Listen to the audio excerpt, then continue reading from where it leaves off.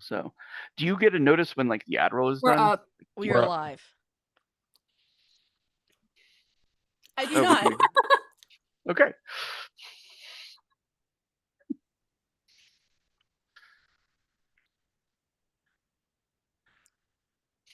Hi, We tried a everybody. thing, it didn't work. No, it Welcome did. to the It worked channel, as the it Wachtturm. intended. Worked fine. We were doing a thing. We were trying a like softer go live so that ads could get pre-rolled. We were having a whole discussion about it when we accidentally went live.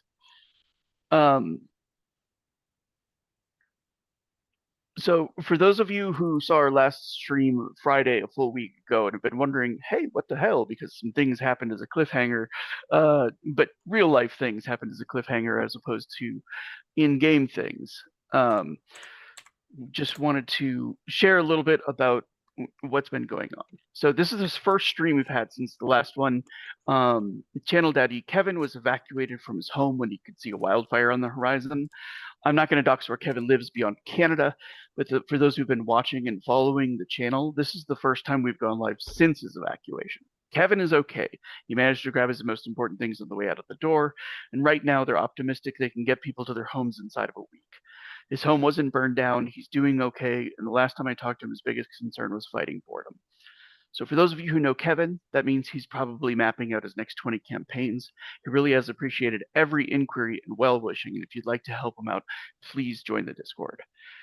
I want to give, does anybody want to add something to that? I know, like Bison, I think you're a little closer communication with Kevin. Yeah, the fire that is threatening where Kevin lives it's still out of control, but some of the evacuation orders have been lowered to evacuation alerts, which means be ready to go.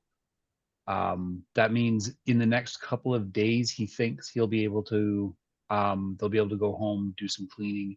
As far as they know, their house is totally fine.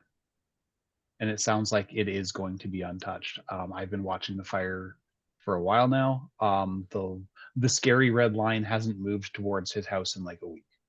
So hopefully he can go home soon. Yeah, I deliberated on whether to go live this week or not, and kind of came down on if I was in his shoes, I'd want to know that the channel was continuing and stuff was going on, and best case scenario, he gets something to watch on a Sunday and can alleviate some of the boredom. We love you, Kevin. Yeah, we love you, Kevin. Thank you, Kevin. And we hope you stay safe. All right. Now with that, we're going to go into our cold open. When we had last left Len, he had been winging away from the site of the conflict between, it's not even necessarily conflict between Fischler and Seeger forces that was sort of allayed, but there was still, battle, death, blood. And now he's heading straight into more of the same. Crossing into Usura is, it's a fairly long flight even for an owl in and of itself. And while flying around Eisen has not been much of a thing, it is considerably harder to fly into a country the size of Usura in any depth.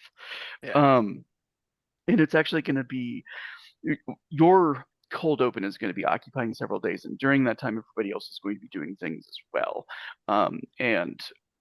But I am using it as something of like a time jump too, because it's days literally before he's getting deeper into Usura. Yeah. And he learns a few things straight off, which is, one is that flying anywhere close to like a fairly sizable settlement, even in owl form, invites hails of bullets, which is extremely unusual, like in Usura period, in which normally like you just don't take random shots at animals, right? No, But that has all sorts of consequences. Yeah, it has all sorts of implications of just how bloody and brutal a civil war in Usura is, and the fact that like the nobility on either side is going to be, using Imperium, and that the net result is that like every animal crossing through is sort of treated with suspicion. Um, so yeah, just like one late night swoop in owl form that like kind of comes close, just wanting to like check things out a little bit, and there's gunshots and barely managing to twist it out of the way of like some bullets that, thankfully, muskets in this time don't fire as far or as well as like modern rifles do. Yeah. But it's Uh, still, you never know when one's going to get lucky.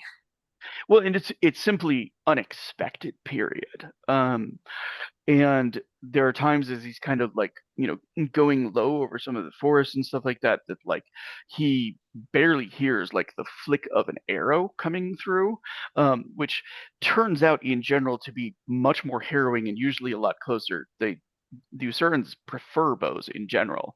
Guns are much more of a new thing, and most of those who are still using them are really good with them. Yep, which also makes sense. He's heading for where he thinks Catherine is going to be, or where the Phoenix is, whichever one's going to be closer. So it takes like basically just one little stopover into one of the towns, coming in during the day, finding a small tavern to like hole up in, buy a few drinks, because the landscape is like no place to figure out exactly where everything's happening, other than like as many armies as are moving, there's also as much conflict between certain nobles, animal tracks that look like they're involved in melees. It's a wild place. And one of the towns that he stops in, one of the things that he notes is, as he kind of comes down into the little settlement, is there's about a dozen wolf hides that are like in the process of being tanned, that have been hung over like the walls as warnings. Probably indicating an allegiance of some kind, given that the current Gaius is also known to be from the family that has the direwolf as their ancestral form. Yeah. Well, this will probably be the safer place for Len then. I don't imagine any place that's loyal to them would be hanging up fresh wolf pelts or freshly tanned wolf pelts. No. So So he'll. Go ahead. I was just gonna say, so yeah, he'll take the lay of the land, kind of fall back into, a certain patterns, blend in, and just get a feel for what's going on. Sure. I'm gonna go ahead and I will.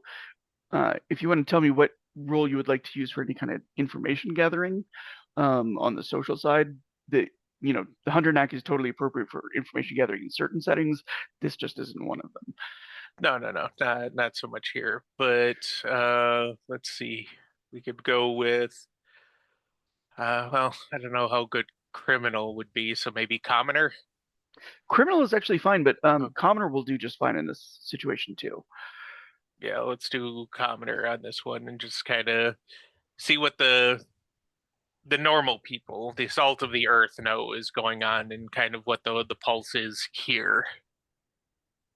So would that be Excuse me, finesse sorry. or wits or panache? And I would say wits, unless like if you want to do like finesse and criminal for eavesdropping, I'd be fine with that. And if you wanted to do wits and commoner for just kind of getting it out of people in a tavern, that's fine too. let's go with wits and commoner first. So 7, keep 4, 24. That's not a Okay. good roll. So the key, even in this small town, is paranoia. Even in a place like this, in which most everybody probably knows everybody else in town, they believe that some amongst their numbers are like loyal to the Gaius and reporting to him. And so even the most casual discussions are very hushed. There's a lot of like sort of like needing to get trust from people before they believe them. And he hears story after story of towns that have been put to the sword by the Gaius's forces, who have shown disloyalty and been completely like sacked.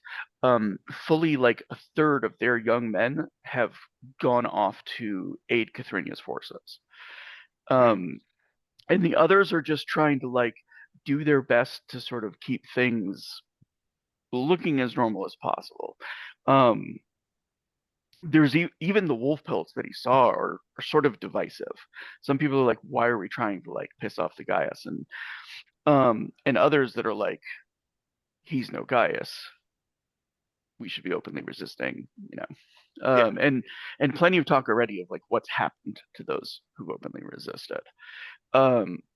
This isn't a campaign that's being fought like an army. And there are more tales of supernatural doings than he's ever heard. You get what I'm saying? Tales of like winters that have swallowed whole towns, and like armies of wolves that have emerged from forests and carried away every inhabitant. It's like the Usurans are supernatural. They're a superstitious people, and this war, the conflict of like their Gaius, and like the possibility that Matushka is displeased with him, and or he's an imposter and there's another real Matushka who is also an outsider. There is no clean, this is what we should do for the Usurans. Does that make sense? Because there are plenty of people who just cannot believe that Usura would ever choose an outsider, or that Matushka would ever choose an outsider. Yeah, and Len just knows Matushka will pick whoever she thinks is going to be the best for the job, but not everybody actually gets to like, you know, hang with the goddess. So as far as where Cathrinia's forces seem to be, for one, they're moving all over the place. A lot of what they've been doing is trying to attack forces that are en route to go sabotage a town or destroy a town or something like that. Usura is large enough though that like that maintenance of control is very much a guerrilla warfare on both sides. Both the armies that are moving to the towns need to do so in like small amounts, or he can only commit himself to like one massive army moving at a time, at which point they can go and hit a dozen other towns and get support and sympathy. It's a nightmare from the perspective of a revolution. Does that make sense? Yeah, absolutely. Nothing's clear cut. Usura is too big, both heavily populated and heavily isolated, and there's no clear cut, this person is a usurper. There's just, we think, you know, some people are saying he's not the real Gaius. Some people are saying she's the real Gaius. She's not the real Gaius. And it's pretty much turned into a blender. As of right now, there's only one Ananias who has really publicly kind of thrown in some support behind Alexei. Alexei is the usurper.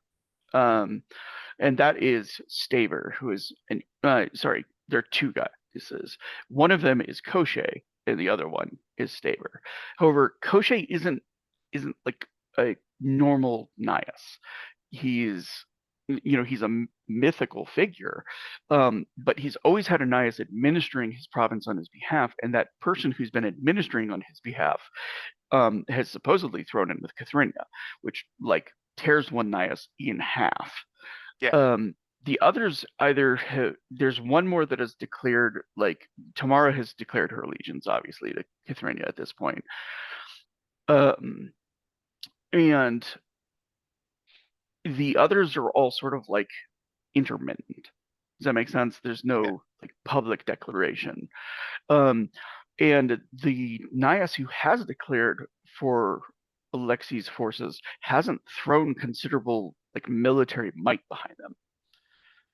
It's a lot more lip service than. Yeah, he's like, yes, we declare for you. And then he's like, okay, great. Can you send forces? And Staver's like, oh, I'm sorry, I got distracted. I forgot to give the order.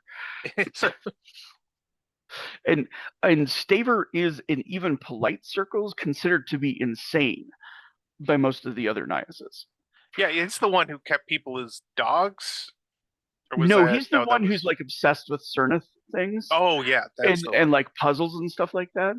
And so, like, there's every possibility that he's doing whatever he has to do to like not be bothered. trying to play both sides off and help neither so he can do his research. Yeah, that sounds about right. And there's a general sense from that amongst most of the Niases of Usura that like nobody wants to jump all in because nobody sees a clear victor and nobody has a lot of allegiance to either side. So Yeah, which just makes things even messier and even worse. however, it means that the most likely place to find Cithrinia, or at least somebody who can get you in contact with her, is going to be inside of Tamara's lands. Yep. Well, then that's where Len is heading. The days of travel very much kind of, I'm gonna like just flash through. He just sees images of people like having to leave like entirely burned out villages. There are times where he stumbles across just collections of bodies that have been left to freeze or have been torn apart by wolves.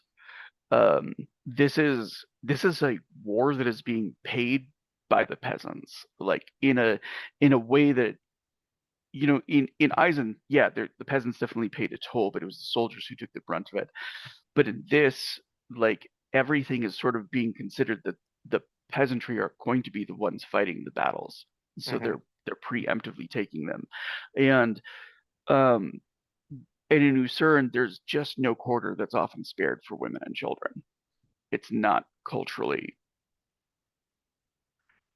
um, it's not culturally like a part of the mercy that is offered in some other countries. They have to drag this country out of barbarism or help somebody else do it. Is having been able to, really get out and see how some of these other countries operate or, hear versions of their histories that aren't, uh, you know, tuned to be most Asuran friendly. There's a lot of ways to do things that Usura really needs to adopt, whether they like it or not.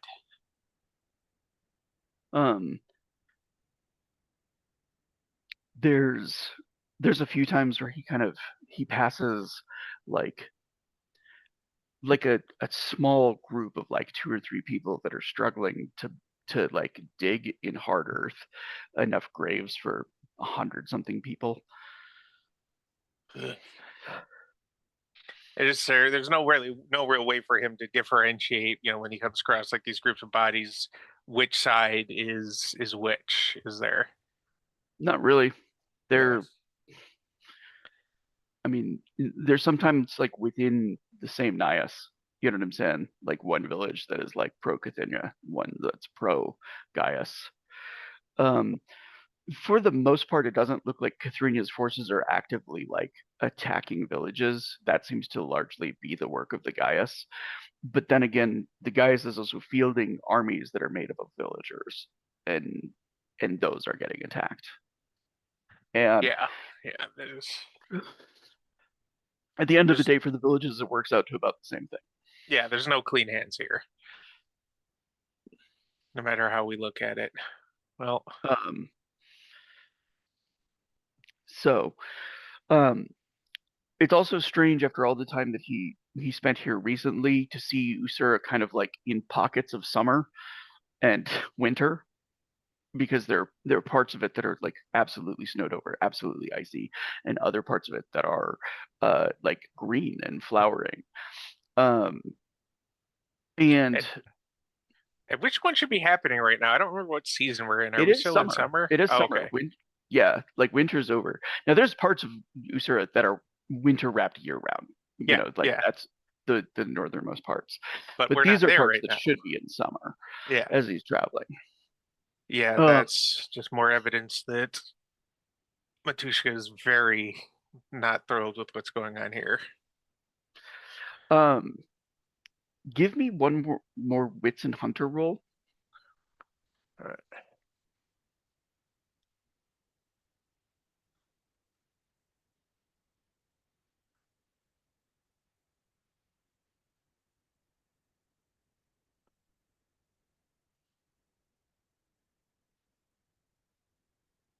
26. Okay. As he's flying, he sees kind of like another like sight of carnage, but there's something about it from the air that strikes him as different. And it's not until he gets closer that he realizes the bodies that are at this particular site have been laid out in a particular way. They're forming like the junctures of lines of a circle and like arcane sigil inside of it. Every single person that's here has been sacrificed with like a blade through the heart. And they've been sacrificed in particular positions, and there's around the edge of the circle is a perfect ring of frost and snow that does not start until the circle begins, and there's an area of winter stretched out in all directions around it. Well, that's probably Colche. Then I don't suppose Len has any idea how to disrupt it. He's got no occult. It's from his perspective, it looks like something that sort of like went off and will fade over time. Okay, Does so that make there's really sense? nothing to do about it at this point. It's been completed, but like as he starts to travel through some of the pockets and he finds those places of like deeper winter, on an instinct he begins to like track them. He can find one of those circles in every single one of them. Oh, geez. Well, he's going to do his Summer best to should be here. but somebody, Colche, almost certainly is enacting some really dark rituals to keep winter choking the land. And when I say that it's a ritual that requires sacrificing, I'm talking on the order of like 30 to 50 bodies. Yep. Len's going to do his best to kind of note where they are and how he determined it so he can share that, because the spells might be fading, but possibly a phoenix can do something to hasten that along. Yeah. Oh, and there is one more detail. All of the bodies that have been sacrificed, most of them have wounds from like the teeth of wolves. Non-fatal wounds, but like that they were dragged here. So Colche and the old wolf, of course. Of course. Because why wouldn't there be? Herald of Doom.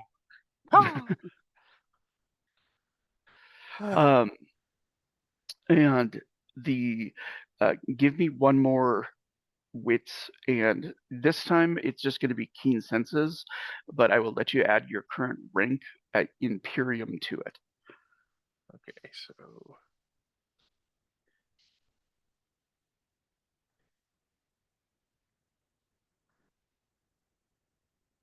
27. The dice aren't really with me today. So, go ahead and roll me your panache real quick. Can I add a drama die to this? It's not that kind of roll. I'm Okay. actually doing like an initiative type roll. I want to see what your first action is. Okay, so you do have something on like a one phase. So it is in the middle of the night. Like everything he has to. Or sorry, it's actually like dusk, as he would normally be rousing to fly at night since he's flying in owl form. And he very nearly like sleeps through the ambush. The 26 that you got was like just enough to rouse you, and I wanted to make sure that you had enough like at the time of it, because as he like opens his eyes, like what he sees is 24 wolves in the dark. He can see their eyes like glittering and like the reflection of light from the moon in them. And he realizes by the way that they're closing in, by the soundlessness, by the lack of growls, like they are hunting him and they're moving on him specifically. And there's like literally just enough time to kind of like get some distance and launch himself into the air and switch to owl form. Oh, fuck.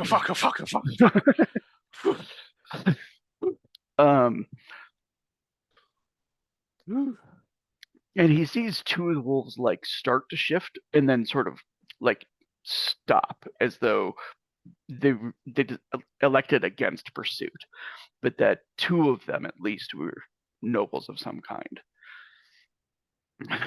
Oh, we're gonna have to be far more careful about where we sleep. Might have to be uh settling up in some high in some trees for a while, depending on how Uh, much longer we have to go.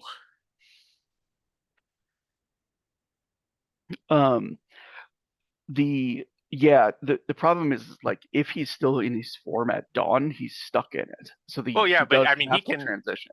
he can sit in a tree even if he has to kind of like strap himself to some branches. There are options, and he's just gonna have to be careful. He can't know which towns are actually going to be for Cathrinia versus be for the current Gaius, which ones might not hesitate at all to banish a traveler for one reason or another in this situation. So it's not going to be Um, comfortable, but he'll do what he has to. um,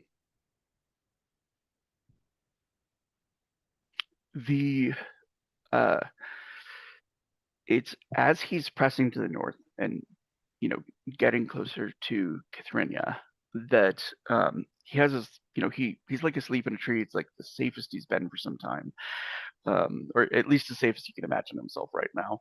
Yeah. Um, that he has a dream in which he I th- Rosa might be able to help me answer this. I don't remember if I described uh, like their child as having green eyes that turn black or like one black and one green. It was one black and one green. Yep. Um, he he's looking into the face of his daughter at like the opening of the dream.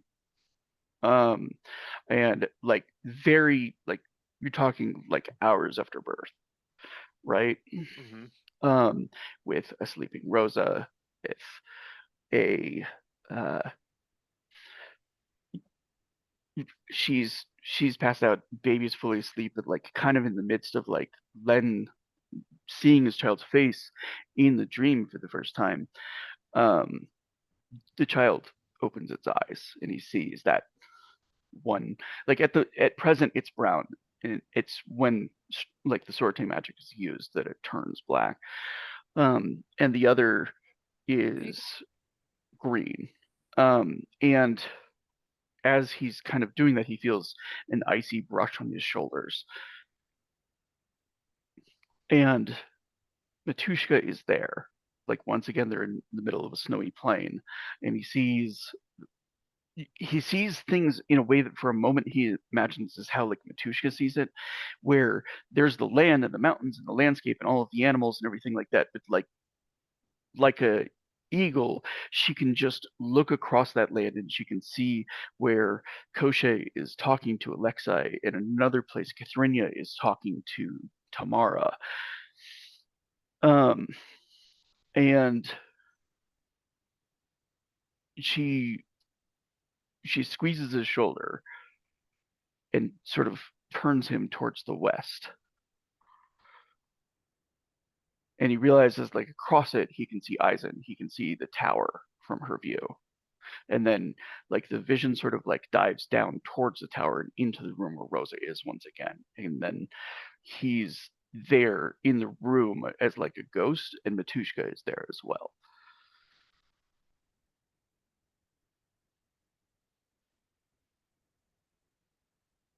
I don't understand.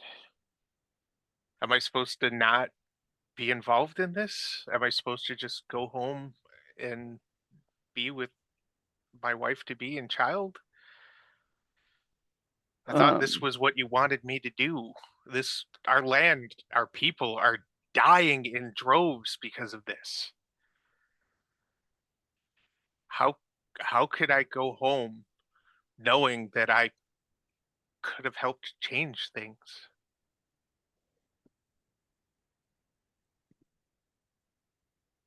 the Give me a wits Imperium roll. Stop making me roll things. It's not working out right for me. Imperium as your like mastery level overall. Okay. So like 1, 2, or 3 unkept dice depending. 28. Okay. Um,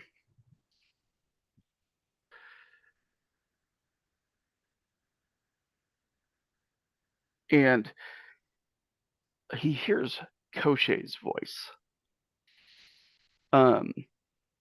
Even as he's looking at Matushka. And Koshay's voice says, she is accepting the inevitable.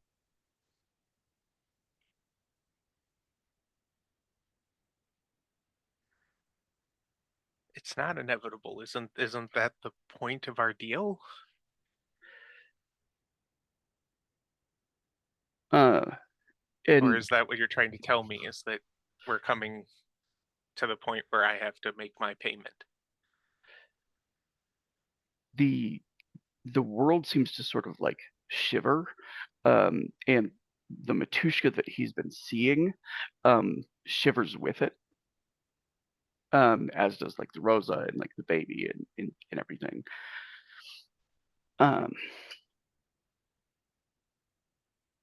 Says Matushka can see the future. She can see her death.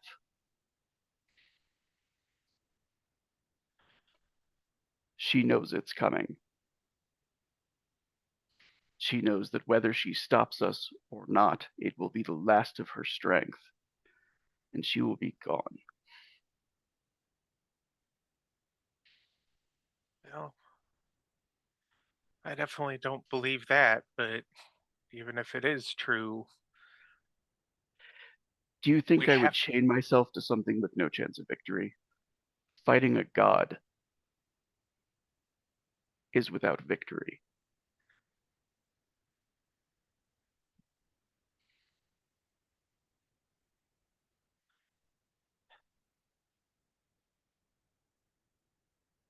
Mom, I'm too stupid for this. You're playing games with me, and you know who I am. Maybe it's not actually games, but I don't understand what you're trying to tell me. There's a reason I never made it as a spy. Koshe says, I have given centuries and horrors beyond description in service to her. I have done things that would render you mad if you had the stain of them on your conscience.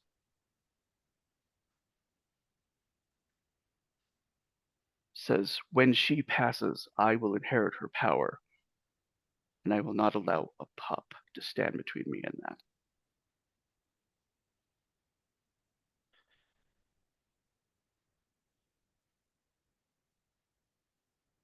Oh.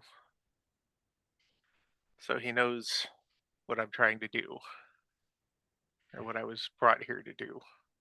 Unless he's talking about the wolf, but I don't think the wolf would qualify to a pup as a pup to Kolshe.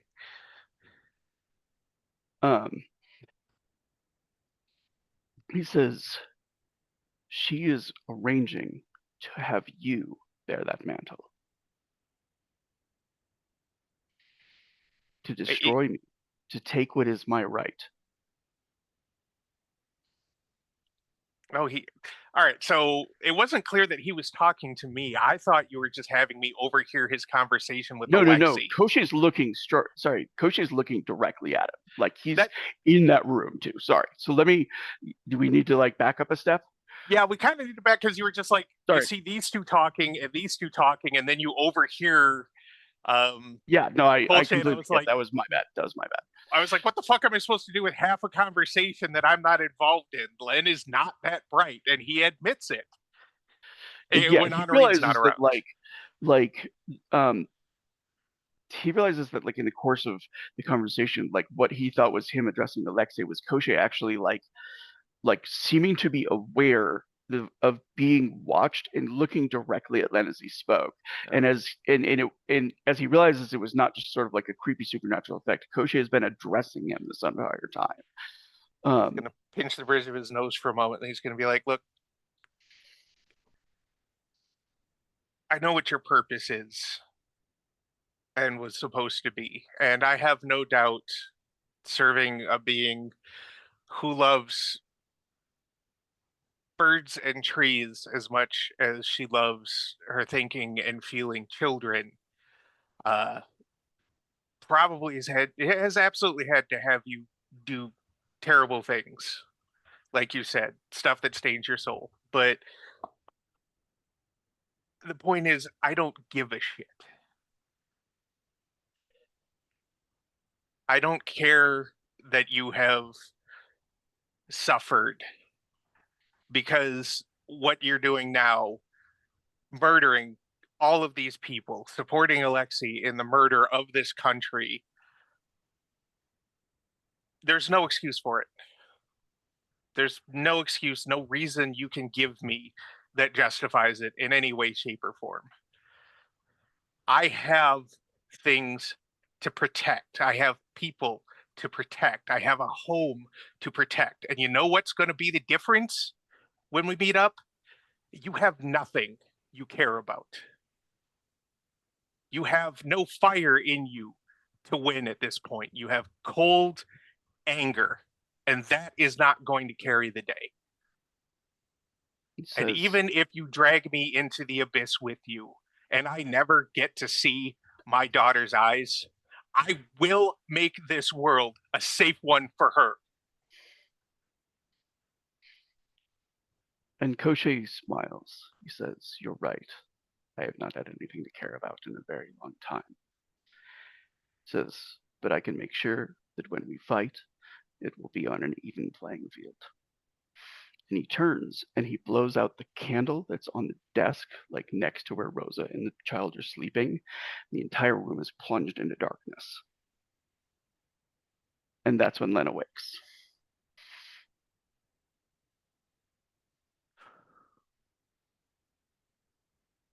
And yeah, you're getting a drama die. Oh, thank you. I was totally agreeing. I was just waiting for a moment. Okay. Whew. All right. Well, is that we're drawing the curtain on the cold open, or are we still cold opening? Is he still heading to the northeast, or is he heading home? He knows that that was a threat aimed directly at his family.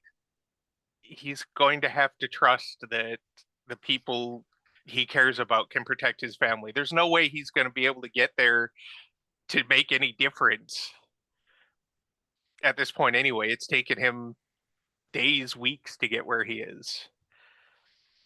All right. We will be coming back to Len, but that is where I'm going to draw the curtain for now, because that was a great moment. So, let me just open up the right thing to read. All right. Thank you, everyone, and welcome to the Shadow of the Wachtturm. Our producer tonight is one of the moderators of Dirty 20 Gaming, the delightful and compassionate Gloriosa. Our lore master for the series is the beautiful and benevolent Syndra. Before we get started, I want to give a content warning. While the spirit of Seventh Sea is swashbuckling adventure and shadowy intrigue, the story will deal with mature themes, including death, loss, suicide, and grief. Eisen, our setting, is recovering from a 30-year civil war over religious differences. It may get dark sometimes, and there's no shame in bowing out if it's not a place your head can go at the moment. So without further ado, I'm going to have our savvy swashbucklers introduce themselves, starting with our very passionate Bat Kyle. Hi, folks, it's me, Bat Kyle, also known in this instance as Bat Daddy. You can find me here on Sundays playing Len, the Wizard of Ice Costin, or maybe the Owl of Asura at this point. Like, I started him with a bear, but he has been zero bear and mostly owl. So we'll just kind of see how that goes. And you can find me. No. He had a very memorable bear moment. He did, but it was like one memorable bear moment, and then a crap load of Jesus Christ. I don't remember what land feels like this.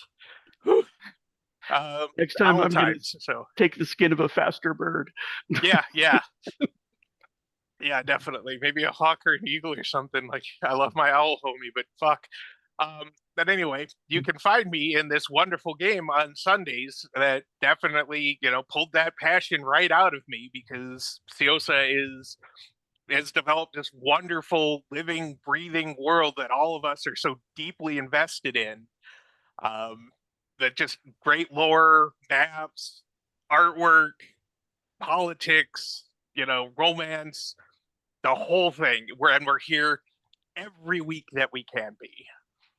Even though, as I know I've said it before and I'll continue to say it, he built this game so people could drop in and out and be here when they wanted and not be here, and we all want to be here all the time forever. So that is why we're all here today too. So I will then pass it on to Len's baby mama, Rosa. Give it to somebody else. I lost my notes. I can't find them. All right. Well, No, I found them. Okay. Okay. Hey y'all, my name is Sarah. I go by Sans on the Discord. I am currently on this channel 4.5 nights a week. That will be changing very soon in the near future, and I will say when it becomes more pertinent. But tonight I am talking about our Tuesday game, our Rise of the Temple homebrew world by our amazing DM Shadow, where I play Aiko of House Wolf, our bard-ish. She's still a bard, right? Ish. That game is insanely lore heavy. As Shadow, you've been working on it 30 years? Somewhere around there, yeah. Yeah. And it is an amazing game.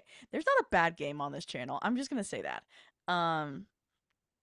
It is an amazing game, and you'll hear us say that over and over and over again tonight. That it's so much fun. And when I'm not here, you can find me over on Tango Productions, working with the Scar Venturer and Raw Paper Fox on stuff and things that'll come out eventually. Pass it over to Shadow. And while I clean this up.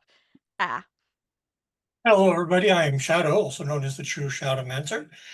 You can find me hanging around in the Discord chats, as well as the Desperate Dice Rollers, which is a channel that I helped found. When I'm not running that game on Tuesdays, you'll find me every other Wednesday in the Humblewood. There, I finally got it right. Run by our lovely Hellshound 20, a game where the animals are the characters. There you'll find me playing Alan Tiberius. Wait a minute, I think I got it backwards. You'll find me playing Tips, self-proclaimed king of the road. So come enjoy us. And I'm going to pass it on to Rory, who plays in the other alternating Wednesday game. This is very true. Hello, everybody. It's me, Rory. I'm playing Hans Reifenstahl tonight. Obviously, everyone's favorite sprinting, slashing soldier boy. You! Hey there! We're a bit rusty. We're a bit rusty, everybody. We'll get back into the swing of things. But yeah, as Shadow mentioned, I play in Oracle Force, the game on opposite Wednesdays from Humblewood. I play Graviton, specifically, the normal... For some reason, the normal one right now. Is there reverb? What the fuck? That's so weird. It's not one thing with my setup, it's another. Please continue. That's all right. But yeah, I play Graviton and Oracle Force. Game runs Wednesdays when the Humblewood game is not running. It is a Masks, a New Generation campaign run by the incredible Scarred Adventurer, who has he's devoted so much time to our cast of characters to the point where he's made us character backstory specific supervillains to fight in this game. If that's not care for your players, man. Super happy to be a part of that. We just added a new member to the team, which is very exciting. And we've just wrapped up a pretty major therapy episode. So if you're not caught up, go check that out, because it's not what usually happens. But even superheroes need therapy sometimes. That aside, I have a whole bunch of stuff I want to do, but can't do right now for many reasons.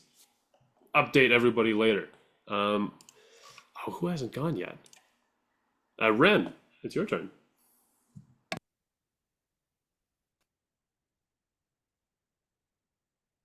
Sorry, was busy. Hi, I'm Ren. You found me. I am here today as Rena Ingvald's daughter. But I will end more games than that. But I will be talking about our Friday game run by the diabolically brilliant Bakile, where he takes us through a series of spooky trials and beautiful, horrific, detailed tribulations that is truly a pleasure to be a part of. You can find me there as the spooky and whimsical Juliet Fairchild, who is currently fighting for her life while Bakile tries to kill us all. Join us on Fridays to see how that resolves and how we continue from there.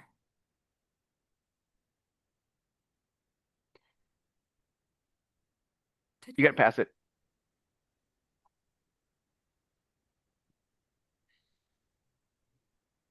Yeah. That's me. I figured she was going to go to me. First person who talked. Hi, I am Bison_Stonefist. Tonight I'm playing Gav Suplex Daddy Fryhoff. But the game I'm actually talking about is the one that hopefully we'll be able to do tomorrow. Probably not tomorrow because he's not home yet. Anyways, it's Pandora's Gift. We used to have 2 shows running the same campaign. The evening cast got their shit together a little bit faster than the morning cast, so they managed to finish the campaign. They had more sessions. They had more sessions. Don't at sell least us that's what more. at least that's what we're going with. Me and Ren play 2 members of the God Squad, because everybody in that party has some connection to a deity. It was actually pretty funny. But yeah, so in that game, I played Bophades Caridia, our humbled servant of Hephaestus, and hopefully we'll be able to have this game finish it either tomorrow or next week, hoping. And yeah, so I think that takes us to honoring. Hello, everyone. I'm Blaze of Gloriosa, better known around here as Glory. I produce on this channel 2 nights a week. One of which, well, 2 other nights a week, as well as this one. One of which is our City of Mist campaign, Deviant Paradox, which is on Thursday nights. Bakile once described it as go-go gadget, inadvisable ideas, risky hookups, and not actually talking to each other. I thought that was pretty apt.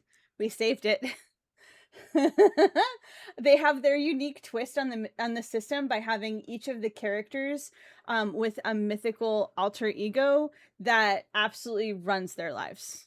They're just along for the ride at this point. So yeah, check that out. There's a lot going on and nobody knows how much. So that's Thursdays. Tonight I'm here as our resident noblewoman honoring. Fire is the opposite of chill, and I'm fine with that. Cease to cease. That wraps it up for me. So I think we hot potato it back to Siosa.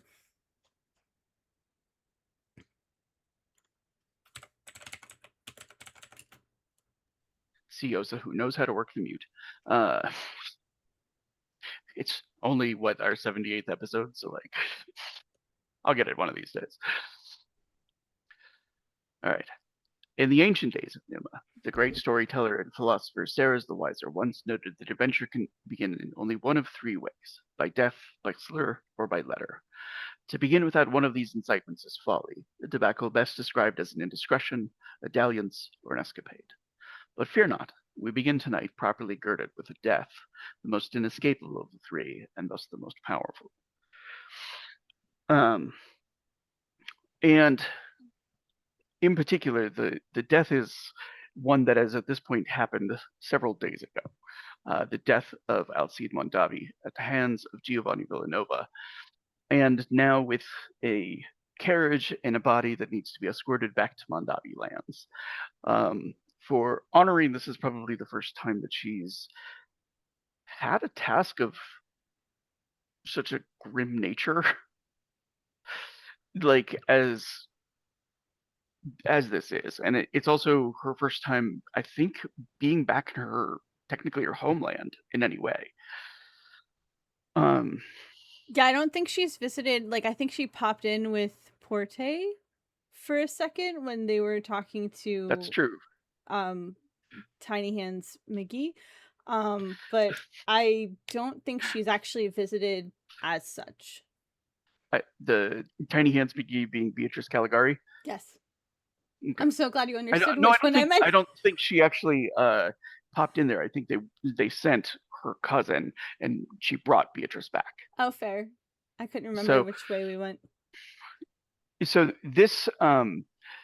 this portion of Numa is considered the breadbasket of Numa, and the breadbasket of Adachi, and is also like well within what was Numa, like this world's correlate of Rome.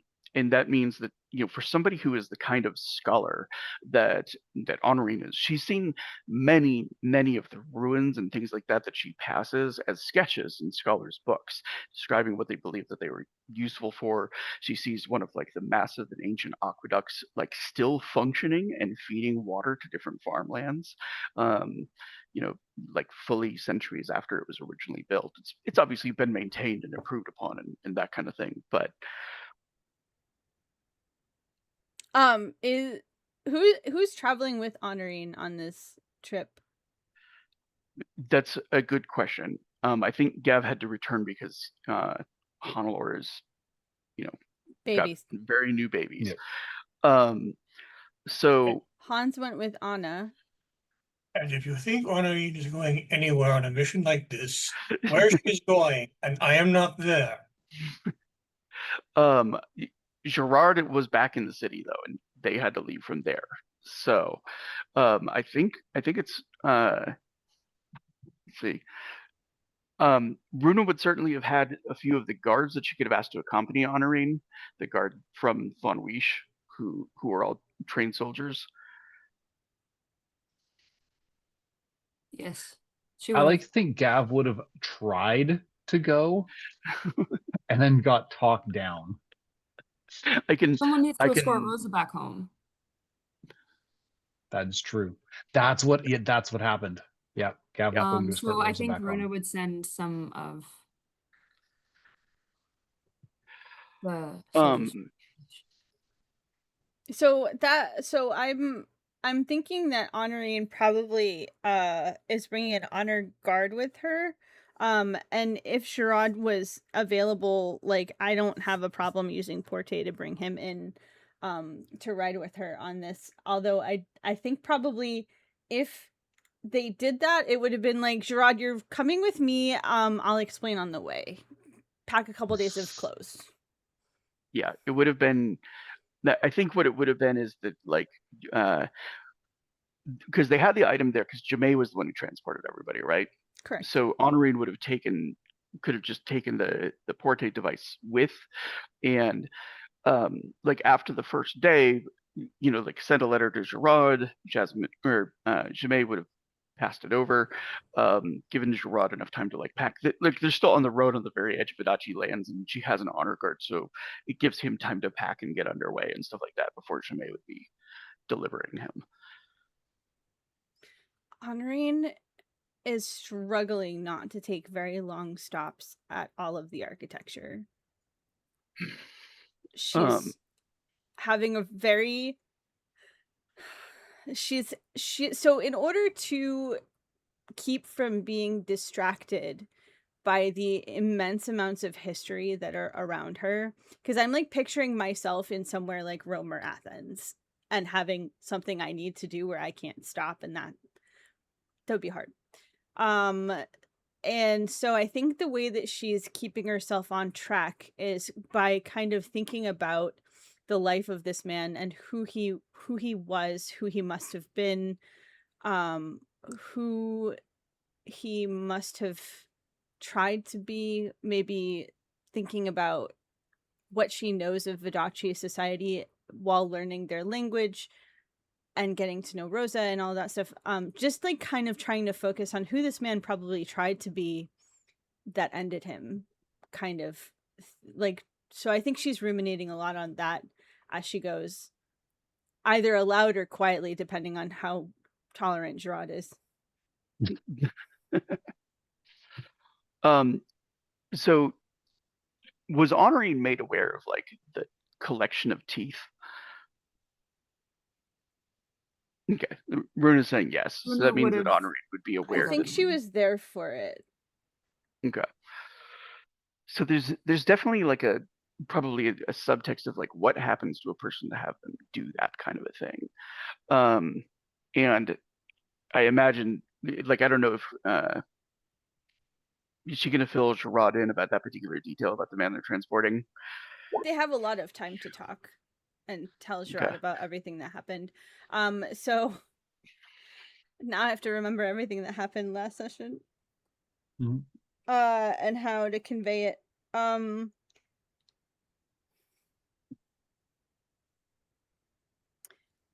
I think she would have explained that Mondavi had disguised himself as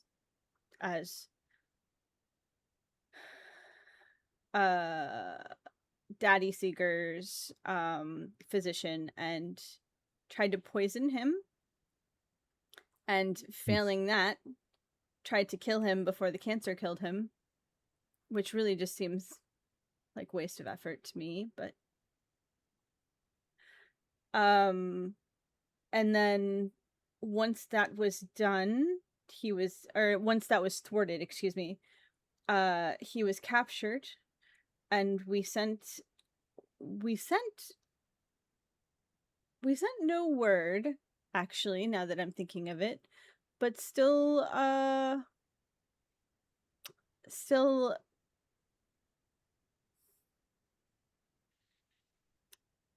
Senor Pointybeard managed to figure out that he was dead, or that he was held prisoner, and needed to be ransomed. Storyteller, who is the man that he dueled with?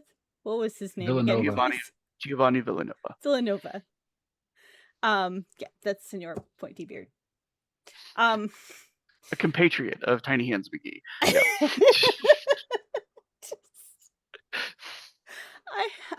So she described to him the duel, and I suppose probably when it was asked if anyone would stand as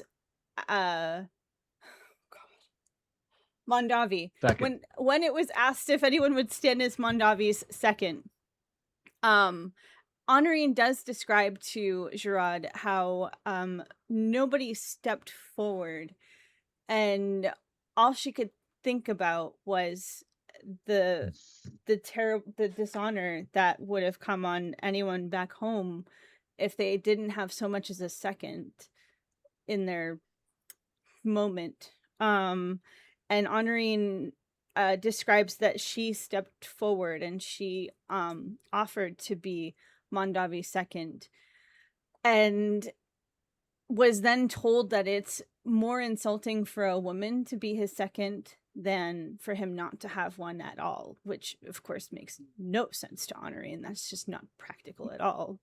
Which even pardon? Even by Montaigne standards, like, they're not very practical, but even that, it's just not practical. Anyway, but he accepted anyhow, and that's how she finds herself on this particular errand, is that as his second, he died, and she was given a message and his remains to carry back to his family. You did well to honor him despite what others might think of such.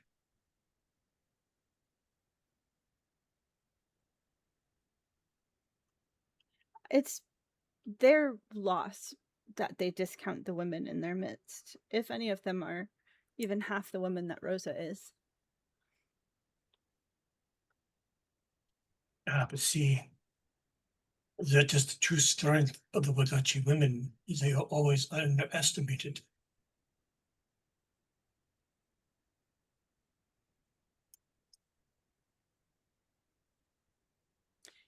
It gets old being underestimated.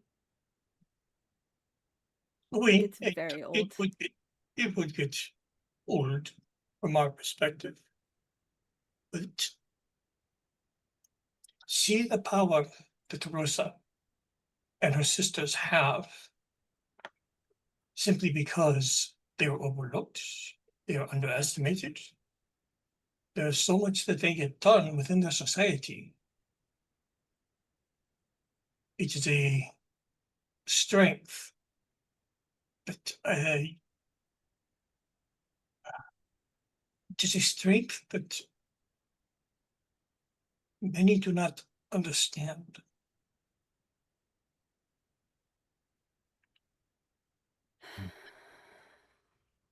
You are very, very mundane. And you think of it in terms, I think, of a sort of there's romance to everything you do and everything you look at because you are mundane.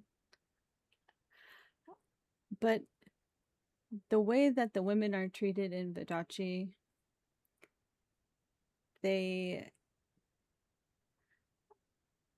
are there were nobles at court who would marry their children, marry their daughters to men they had hardly seen, and that was considered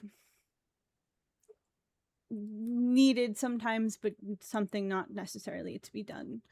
And I think they don't think very much of it at all in Vidachi. They don't think much of keeping their women uneducated, unable to so much as read a poem. And I don't think the trade-off is quite worth it, honestly. See, you are very cease to cease.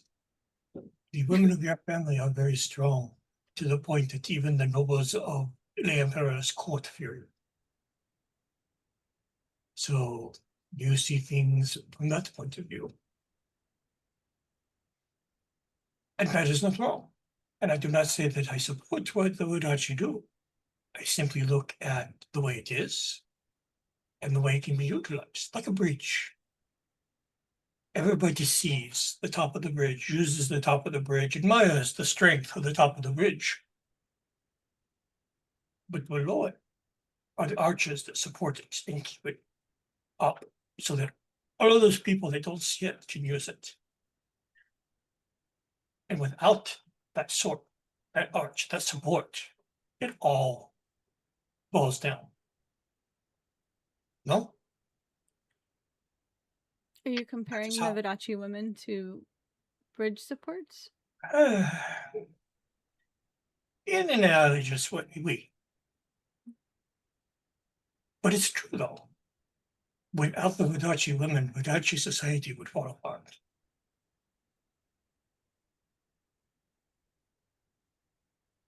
That much we can agree on, I think.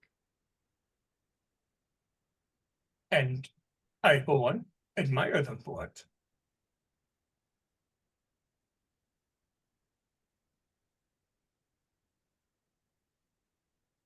The- oh. Go ahead. I was gonna move us along a little bit. Yeah. If that's okay. That's fine.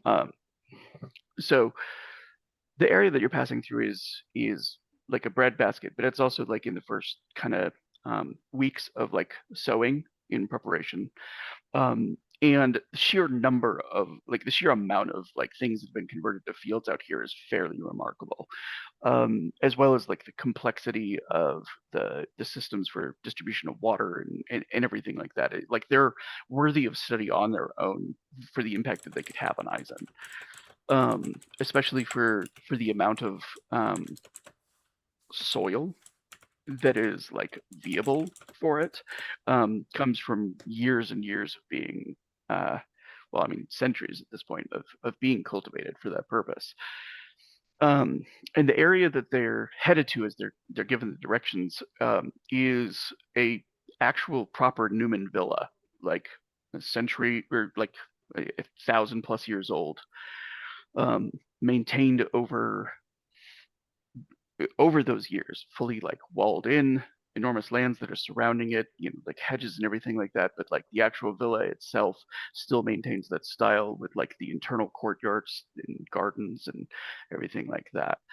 Oh my And as god, they can I just live here? um I'm just gonna throw like a little link into our Zoom chat just for like kind of it's a lot more colorful than she might have expected, um, with like proper Mediterranean tiles and like a bustle of people all around, and they're sort of identified in their arrival long before ever reaching the villa, but just by the number of people. And it's far and away different from like a lot of the sort of like Vodacce nobles that she's seen traveling. These people are for the most part, they're peasants like you would see anywhere else. You know, the one of the few differences is that almost every man carries a sword, like regardless of social caste. Um, and as the carriage approaches, they're identified. The gates are brought open for them, and it's not until they're actually like inside of the courtyard of the villa that anybody inquires as to their purpose. It's just this is the villa. They're in a carriage. Every status is thus assumed. um, and uh, a young page sent out to like inquire as to their business once it's like identified, like, oh, the prince of your lands is in our carriage. He zips off. The page does address uh, the page does address Gerard at first. Does he correct the page, or does he answer? Okay. Nope. Nope. As soon as the page addresses Gerard, he bows, gestures to Honorine, and does not say a word. Oh. Yeah, so Honorine will explain and let the page zip his zipping. Yeah, the page is like 12, and he seems to have no problem talking to Gerard. He stammers a bunch in talking to Honorine, and bows like 3 more times than is necessary. This is gonna be great. For running off. And the person who emerges sometime after that, there's a man who has features similar enough that you would guess that he's like a first tier relationship to Bondavi, like a brother or a cousin or something similar. And a Strega that's the most blandly dressed Strega that you've ever seen. In the Don't sense they of like usually all dress in black? Oh, sorry, I didn't. it's usually completely black and like complex veils and stuff like that, like a spider motif and stuff like that. This is like the most basic black silk and like a very bare dress. Like it does what it needs to do, but it's clear like this is not something that you would wear to a court, right? And I'll give you both a wits and occult roll, or it's scholar with the occult specialty, to recognize something else. Do you feel like moving us back to the map of like Thea, by the way? Sure. From the initiative. Oh, I forgot we were still on that. Yeah. I've had nothing pretty to look at all session. Sorry, my map was on the Eisen map, and I forget that it like doesn't keep us on the same place. Okay, so what did you say, wits and scholar? Mm-hmm. Okay. I got a 40. I think I get +5 for occult, right? Yep. So 52. Okay. So both of you, probably by virtue of your proximity to Rosa, recognize that this Strega is bearing the marks of lashes.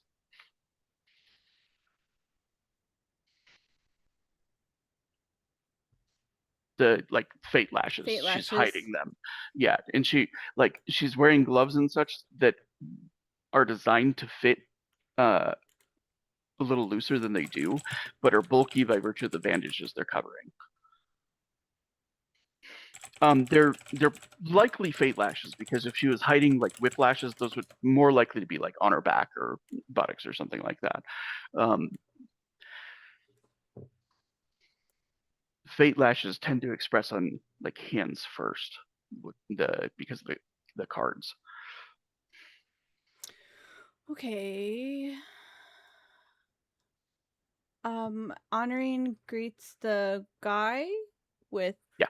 a curtsy, and she greets him like she would greet a mid-level Montane noble. So curtsy, hello. He introduces himself, like after she like begins her introduction, he orients himself to like, oh, I'm addressing you. And then he looks at Gerard, he recognizes the swordsman pin, it kind of like locks into place. He says, I am Matteo Mondavi, and this is Sina Mondavi, the wife of Alcide Mondavi. I am so sorry to bring you terrible news. In our second carriage, we have returned Signor Mondavi to you. And she turns and she leans to whisper to Matteo, and he says, would you object to her identifying him? Of course. I mean, of course not. No, yes.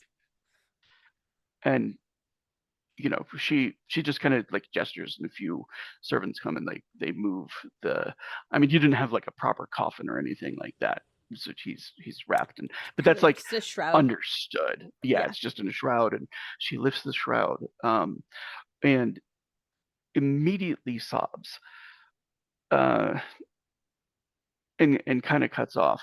Honorine goes to stand near her, and if she like falters at all or whatever, she's ready to catch her. I want a wits and noble roll from both of you. Me being happy I upped wits before this session. Damn.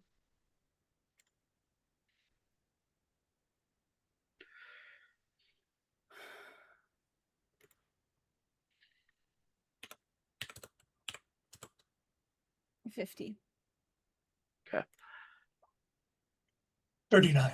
Do keen senses factor in at all? You're both gonna catch this. This is more emotional. That is not a sob of distress. It's a sob of relief.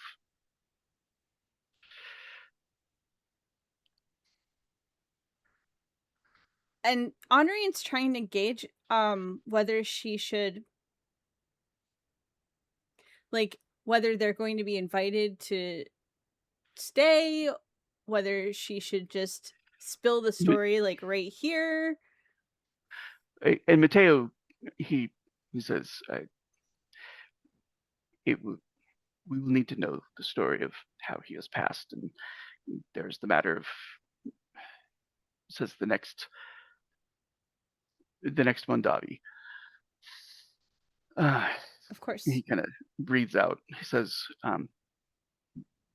we will have your things brought to a guest room. He says, dinner prepared. He says, you are welcome to the bath. Would you like to speak privately about how he passed? My swordsman can accompany me.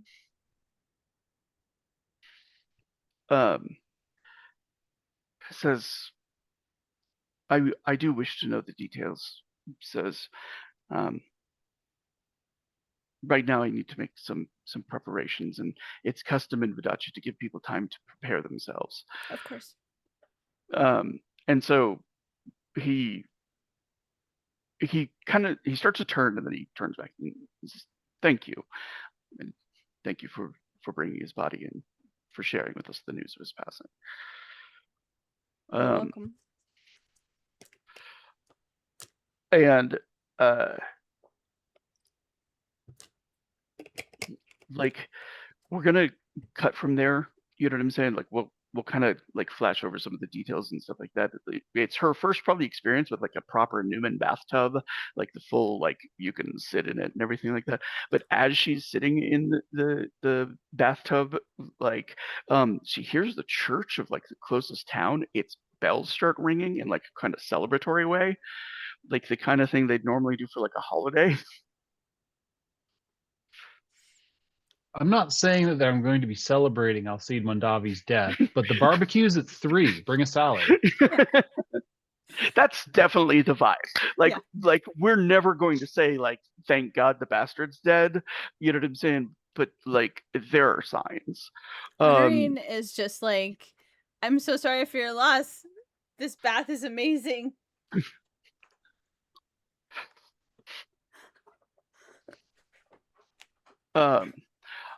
All right.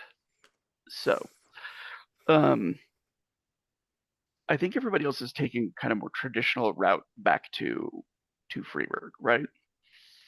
Because Rosa can't go through the portal, and so Hans and Runa are both accompanying her back.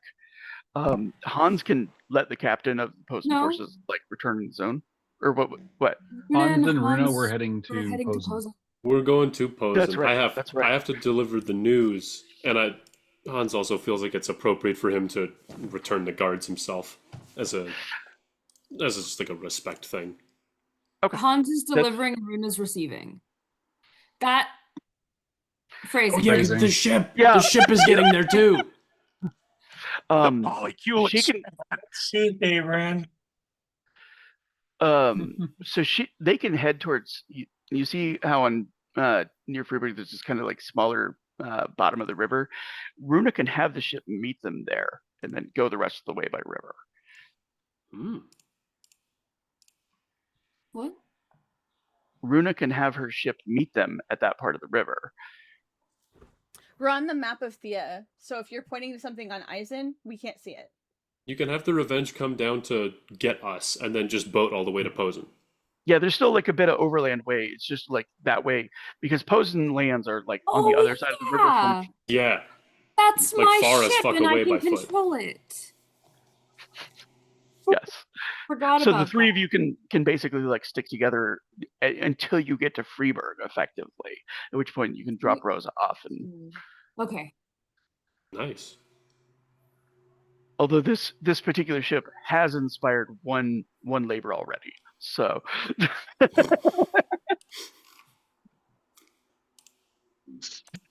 We love it. You hurt. And Ingvild does kind of like amusedly make the point, like once she, like Rosa's getting on of like, she's like, if you drop that child, it would be the third born on this ship.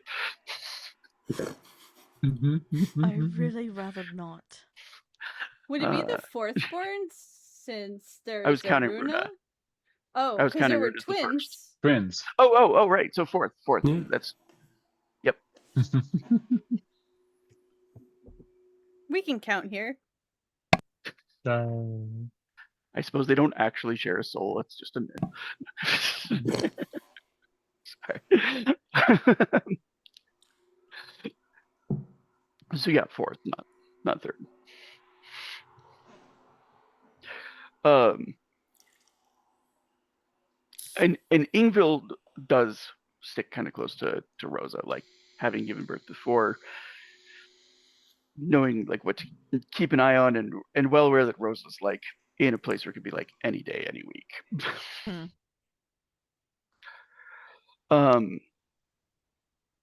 What is it that I mean? I want to give them time to discuss on their route back, like make plans and.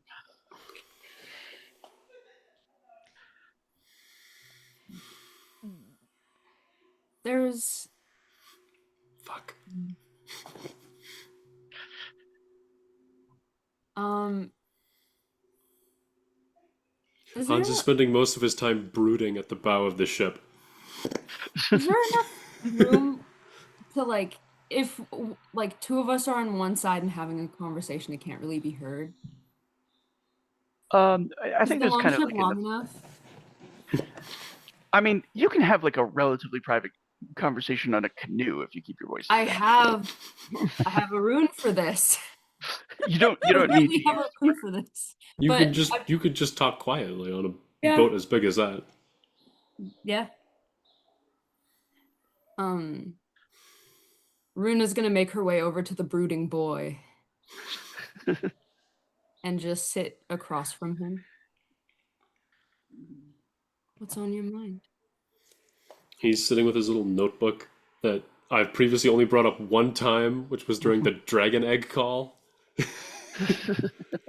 He's flipped to a new page. He's like, he's doing effectively military math, being like, ugh, okay, how, like, he's trying to reconcile the numbers of how to best approach that's kind of change in management a little bit to Posen.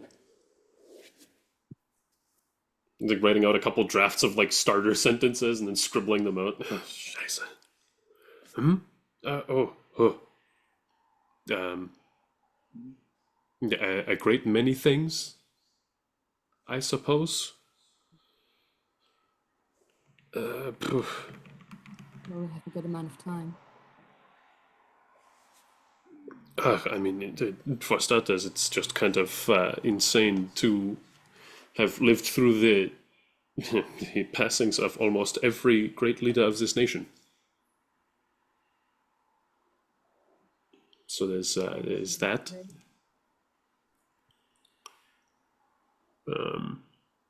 There's the fact I have to bring the news of passing to the last bastion of the old ways in this country. Can bring change.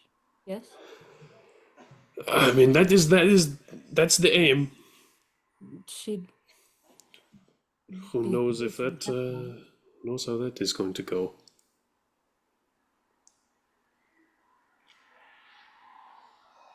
She'd be a fool to reject the offer.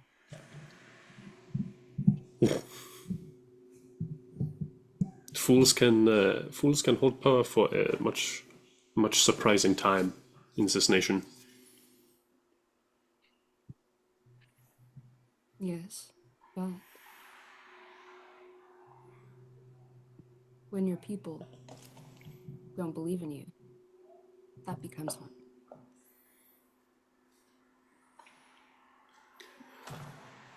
Yeah, we do have a bit of a strategic advantage approaching this discussion. And you have a great many that believe in you.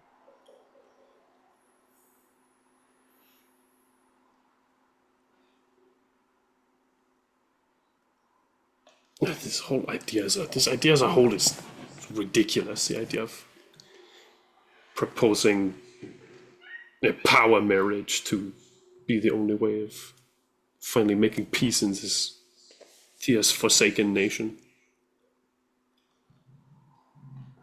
I think that's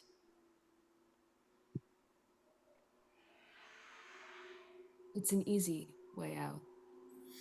It's an easy way out, and it's a foolish bargain to accept, and it's a foolish bargain to put forward in the first place. And Posen knows that.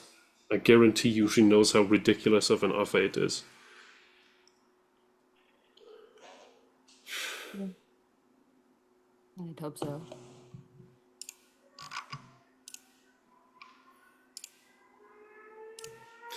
Well, what is on your mind, Captain? We have all seen quite a lot in the last few days. One thing that I've noticed that, over time, I see you in Logan, but it's different than when I saw you in Otto. You still love Otto, don't you? I'm surprised you have paid attention as much. You'd be surprised.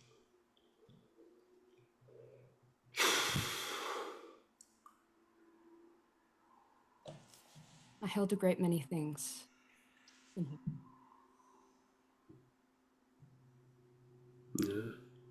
As do we all now, I suppose.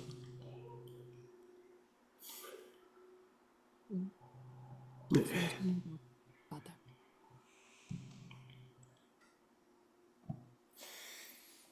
Am I being heard? I just want to make sure I'm not too quiet. Mostly. Oh, you're a little quiet at times. You're on the quiet I'll side. speak up. I'll project. You're more. on the edge a little bit. I think, especially at this point, it may be wise to look into whether or not you see yourself loving.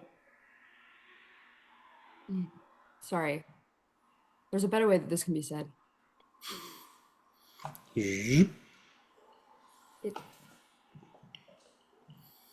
There comes a point where if you know how you feel, if you're stuck on that one person, is it fair to yourself and Logan to continue?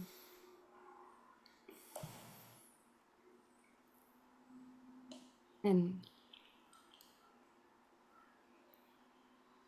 well,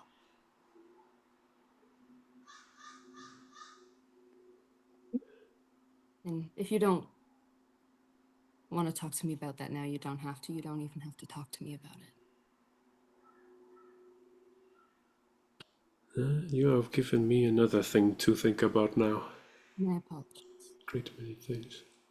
Well, I also want you to know that you've given me a great thing to think about and figure out.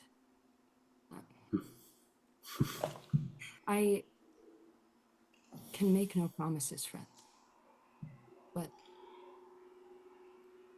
I'm determined to try to figure out what can be done for the Wasson, if anything. You would not be the first. But if Perhaps I can do if I'm to put my faith in anyone to figure out this problem, it would be you. I won't stop until I figure it out. It is the least I can do for Otto to believe in someone who at least wants to try.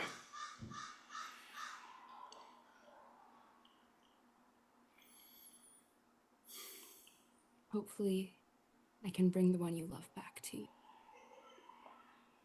But, like I said, I can't promise a thing. That would be cruel.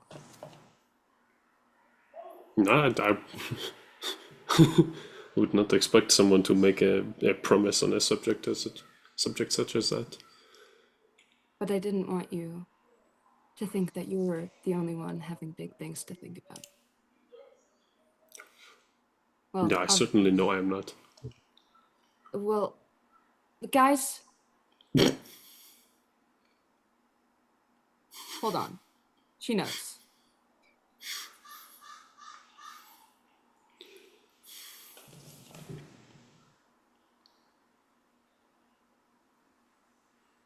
Any plan on what you are gonna tell Posen? Do we need to workshop?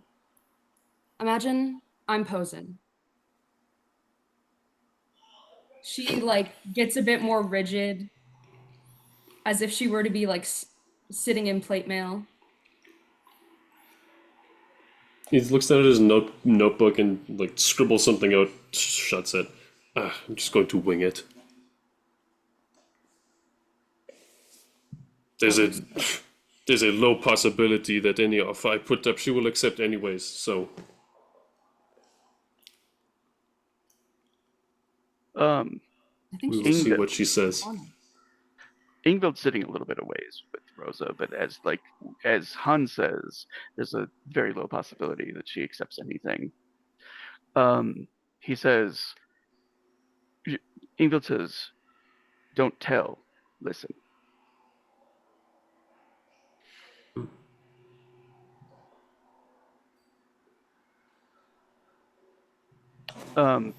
And Rosa's been watching for the past 20 minutes as Ingvild has been kind of delicately carving into the hull of the Revenge.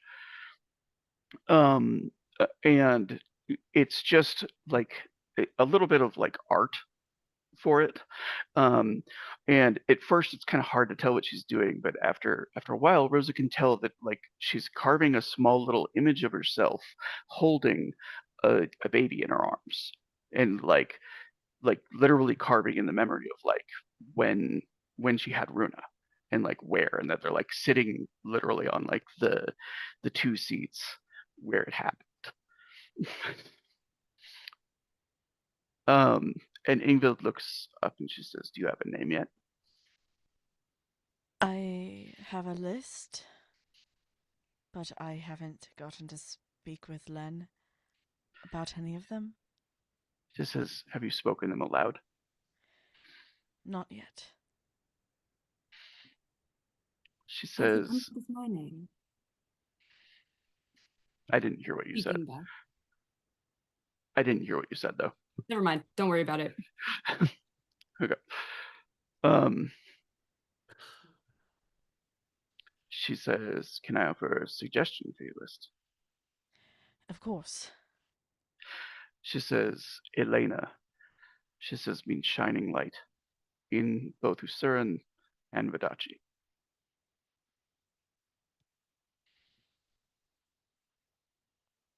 I like that one. Grazie. She kind of nods. Um, sometimes I think I should have put a little bit more thought into Runa's name. She says, "The possibility that she might be a Scaregem too did not occur to me." There's one that I like a bit, but I haven't said it out loud yet because I wasn't quite sure about it.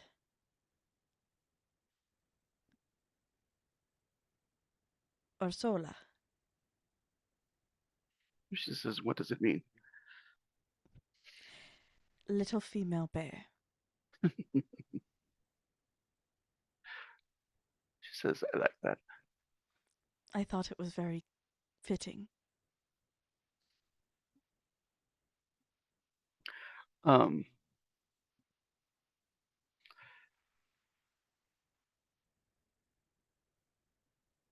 and she kind of reaches over and she squeezes Rosa's hand. She says, "Are you worried?" No, I saw my mother with my sister. I understand what is to come.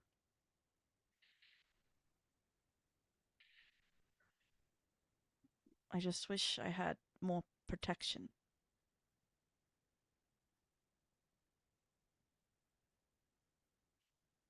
"I'll stay with you until your fiance's returned." Grazie. Every time he goes off, I don't know if he's going to come back. It's a hope he does. She nods. "I have seen the way that he looks at you, and I promise, even if he doesn't return, he will be with you always."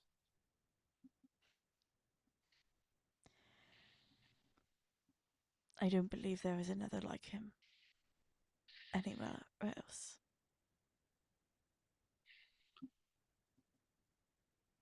Um, and she takes the knife that she's been carving with, and she picks up another like little piece of wood.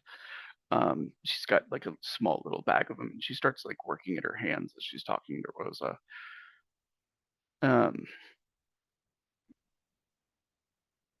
and she says, I don't see the future the way that the past Odins have." She says, "But I still see snatches of things." She says, "Little moments."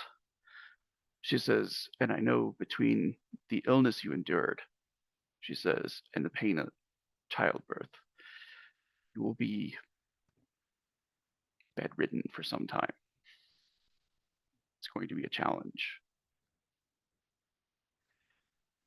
The greatest of which might be learning to rely on others.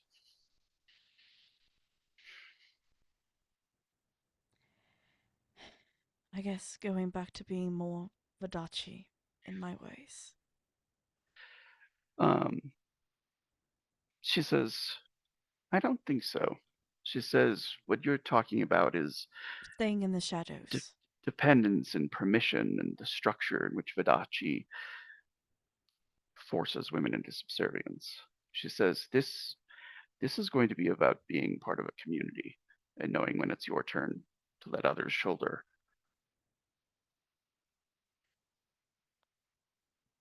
What I meant by that was staying in the shadows, trusting others to work the front line.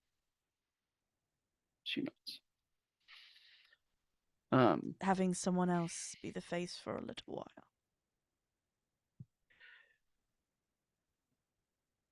I think there's some wisdom to that.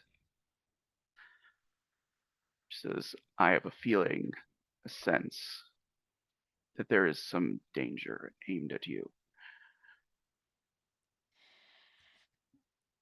I'm not a bit surprised.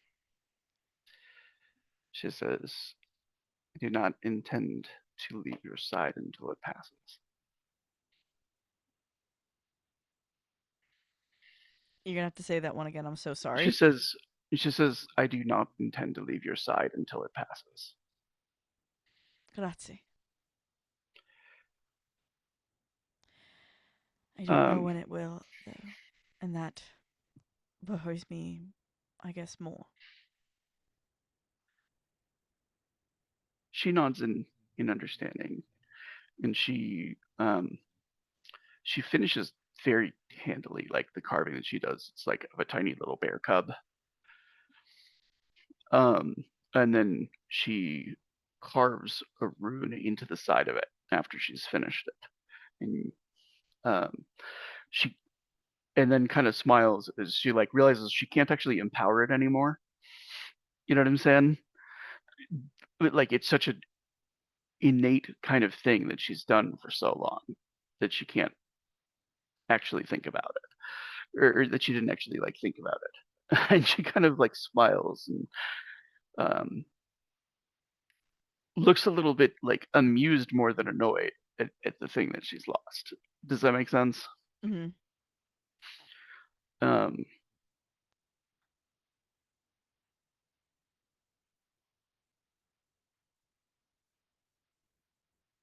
and she still just sort of like turns and like hands it over and puts it into Rose's hands.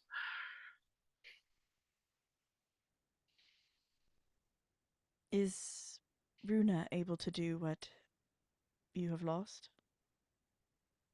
She can certainly empower a rune.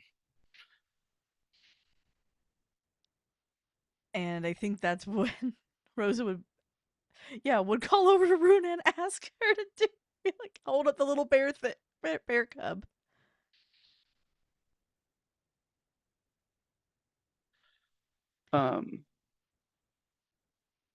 One sec. Are they on opposite ends? No, they're just like it's just a few like benches down.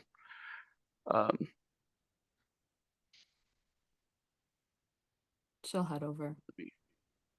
Me. I had in mind what the rune was, and then I immediately forgot it after I started describing it. So we can get up real quick.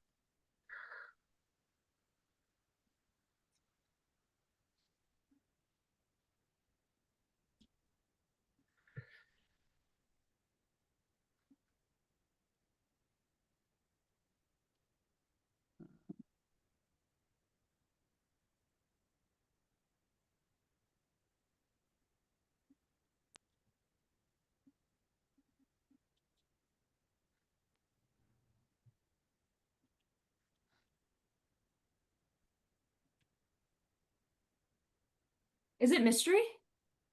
No, it is Storsiad. So the rune of greatness is what it is, and how it works is that when you inscribe it, the number of raises that you make are a number of raises that once at one time um, can be called upon for a single roll. Does that make sense? You would give it to Rosa, and then Rosa could use it on any one roll and add that many raises to it, however many raises you make. All right, absolutely.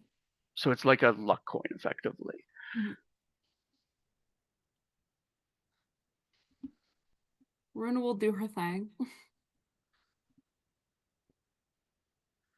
So you do need to call raises in advance, and the base difficulty is 25.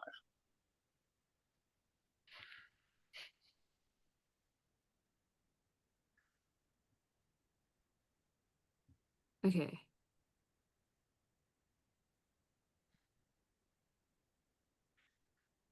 I don't know that I have many dots. In that one. I thought you bought a dot and everything. I said I don't know that I have a lot of dots. Oh, I thought you I said any didn't have a dots. dot. I have one dot. Looks like you have one in it. Yeah.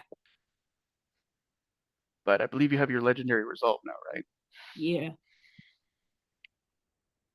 So it's resolve and the dots I have in the rune, keeping resolve. Yep. Okay.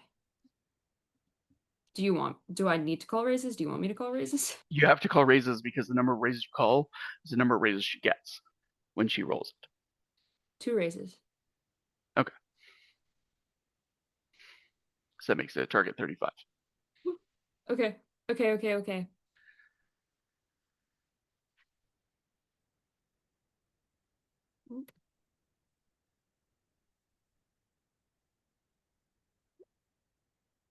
Ooh.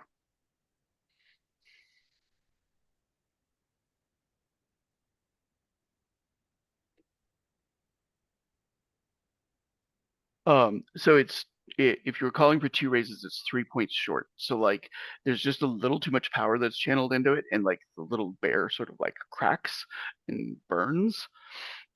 And Ingvild kind of laughs and like picks up another piece of wood and starts to carve again. With like very much in her philosophy of like, if we don't succeed the first time, we just try again.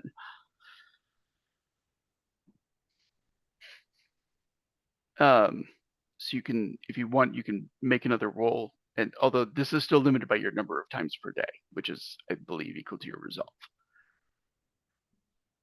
Well, So you she can knows make how up to to use a 5 more weapon, attempts. so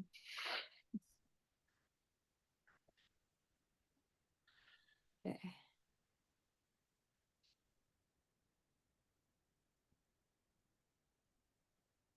Hmm.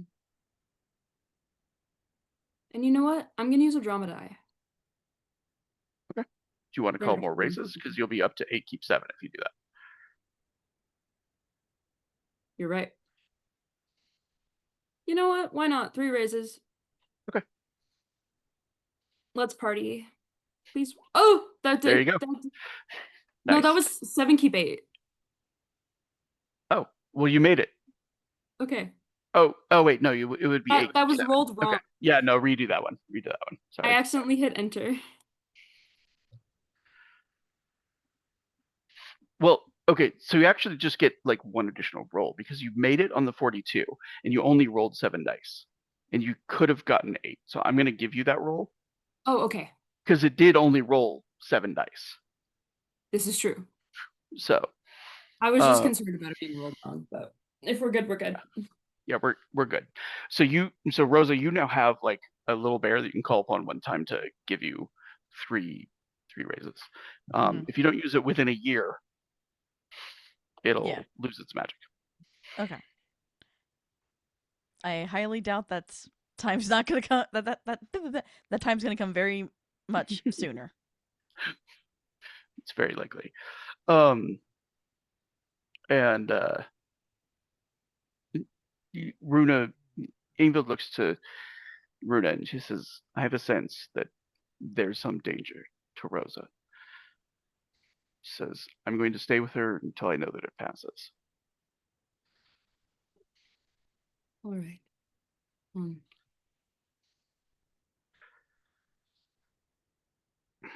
And she leans over and kisses Runa on the cheek, and she says, "You'll be in charge of Anna's lessons." And Anna kind of, smiles at that.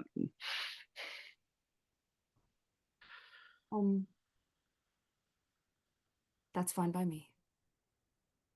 Always will be. All right. So we are running a little shy. So, the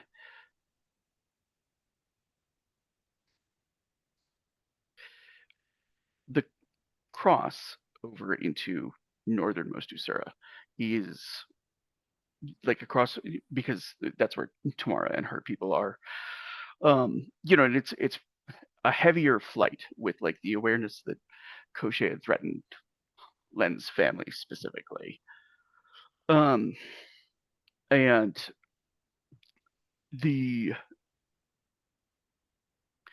as he is approaching the north, there is a portion that he recalls having like been right up to like the very edges of like the frozen forest of Matushka, where like even his bear form was shivering, and like he was worried that he might like die of exposure even there. And then like another pathway that's going to lead into like tomorrow's lands and potentially where Kithrenia is. And strangely, there's sort of like a call in both directions. Like by that time, he's realized that like the dream he had that he thought he was seeing like Matushka was Koschei all along, because he doubts that Koschei could have broken into like something Matushka was doing. Yeah, no, that would not be something he had the power to do. So, and the last time he had a dream with Koschei, he also saw something else at first, where he was talking to the dragon, and then Koschei revealed himself partway through. Yeah, bastard likes to dabble in his dreams now and then. If he's feeling a call from Machushka's forest, dangerous to him or not, he's gonna answer Mom's call, because she may have something. Because this isn't just a physical war for Asura anymore, and probably never really was. This is spiritual and magical and flesh and blood, all of it battling on multiple levels. So and the cold is somewhat less than it was the last time that he was here. And he's able to, like in his human form, I imagine in his trip through Usura, he's been a little bit more conspicuous to like pick up furs and cold weather gear and stuff like that. yeah, he's been careful. And has money to spend without much concern. And as he's getting into the darker parts of the forest, he's crossing by trees that haven't been unfrozen in centuries. Like they're basically icicle stands.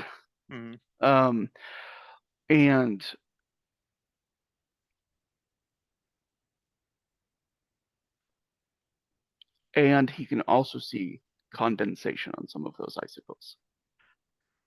Like they're starting to thaw? Yes. And he's realizing it is warmer this time as he's making it than it was before when he was here as a bear. Yeah, and he's wondering if those winter summoning circles weren't meant to siphon some of the cold from Matrushka's, I don't know if stronghold's the right word, but like the heart of her holdings.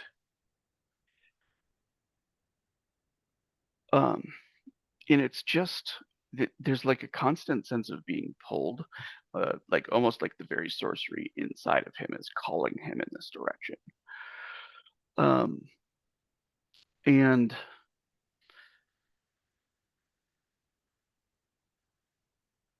for just a moment, he has a vision of himself back in that room with Ilya and Kithrenia, at the moment that Ilya's father died. And there's like a sense of difference, like he's seeing a different past. And in this particular past, there was no demand made by the Gaius as to who would follow him. Do you remember that sort of part of the storyline where like the previous Gaius had basically demanded of Matushka that his son be the next Gaius, Yeah. and that had in turn let them know who the next Gaius would be so they could catch him while he was young and torture him and try to like shape him.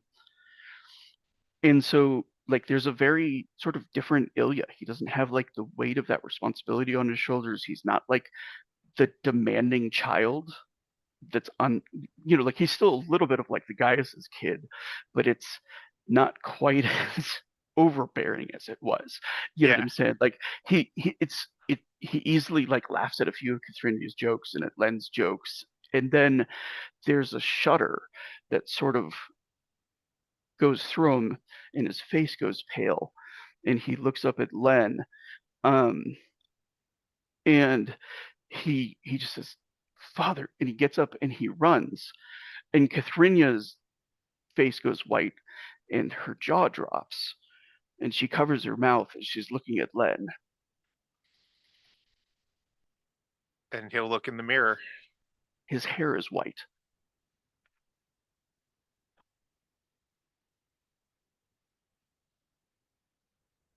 Well, it certainly could have gone that way. And Lord for a knows. moment, he can see Matushka in the mirror looking at him. And she nods as he says it could have gone that way. And like the vision fades from there. Like the choices that Len would have made, obviously would have been different than those that Ilya made and were forced onto him.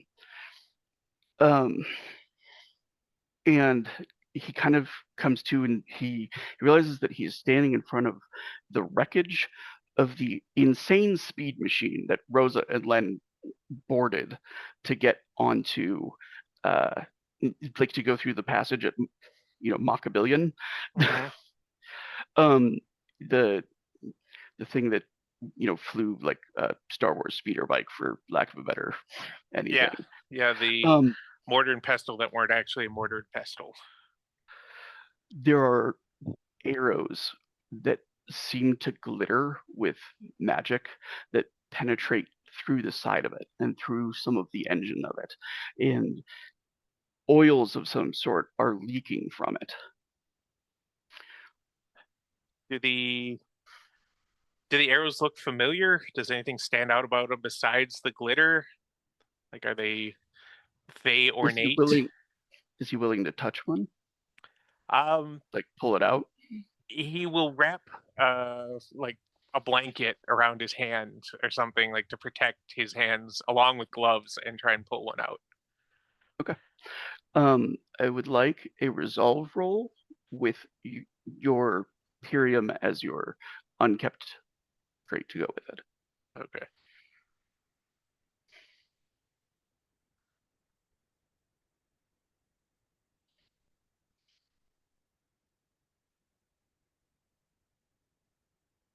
$31. He manages to get it out, and there's just a feeling to it which is similar, which is that it's just a guess, and he has no way to prove it. The arrow is perfect in a way that seems almost impossible. And he's sure that this is some kind of she magic. Yep, that's what he was. That's what kind of what I was asking. Was it the fair folk magic? Did it seem fair folky, too perfect, too ornate, anything like that? And it's also in the arrangement of where the shots hit. There's like a perfect amount of distance between them, as if whatever was firing it was impossibly accurate and perfect. Fuckers. I was gonna toss the arrow. It disappears from his hand. Like it just seems to turn to dust. Is he feeling a call anywhere else, or does the call seem like it's from here? Past this. Okay. He goes a little bit deeper. He grows a little bit darker. The night seems to like wrap a little bit more around him. And then he sees Matushka for the very first time in the flesh. And everything is the same as how he's seen her previously in visions, except for the fact that she's like 50 fucking feet tall. And she's not standing, she's laying against like an outcropping of rock, and those wounds that he's seen in her side in all of the visions seem to be open again, and there's like a very dark and viscous blood that's spilling out over the snow and slowly.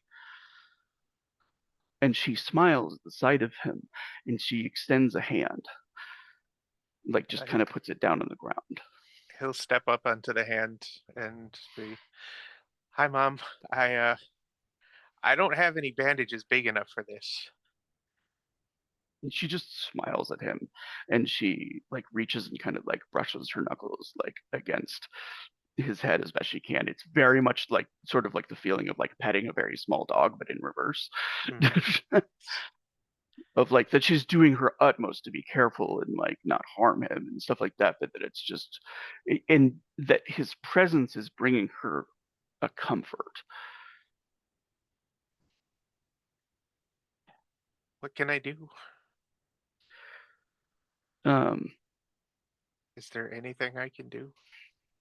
and she shakes her head.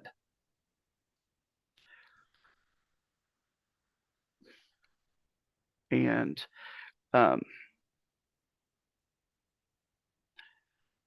the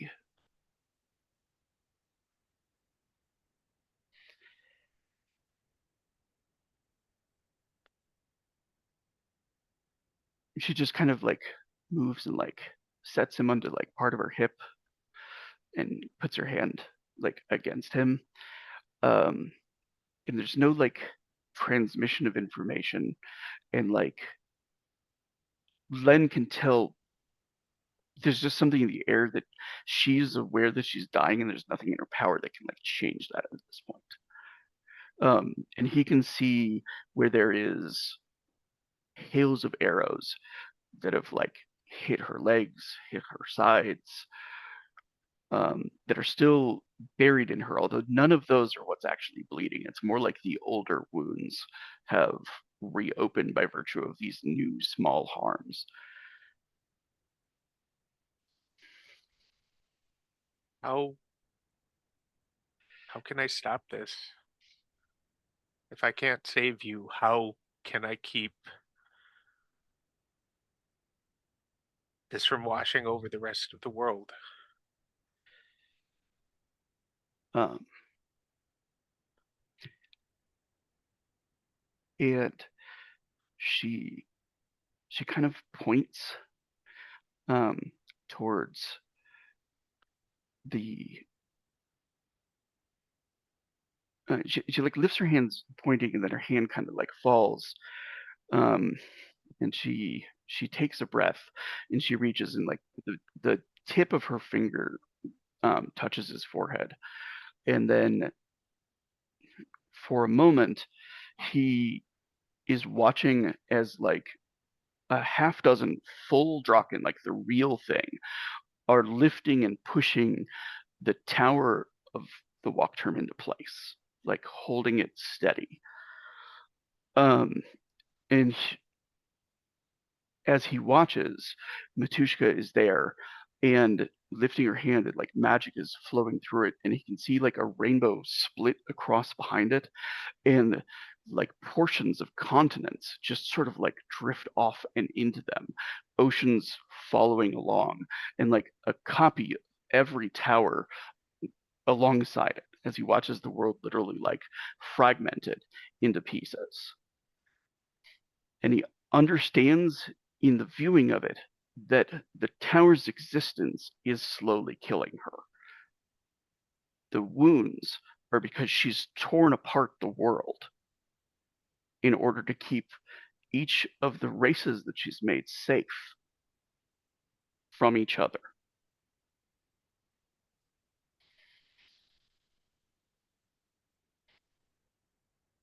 When you're he looks up and he's like, "When you're gone, we're all coming back together, aren't we?" Um, she kind of like lifts her hands and does like the so-so motion, like that is a possibility. Can we keep them apart still? I don't think the world will survive like the Cernith showing back up or some of the other races I've seen. I don't know that all of them are so antagonistic, but Mom, we're teetering on the edge as it is. The Rune of Ruin is destroying this continent or doing its best to destroy it. She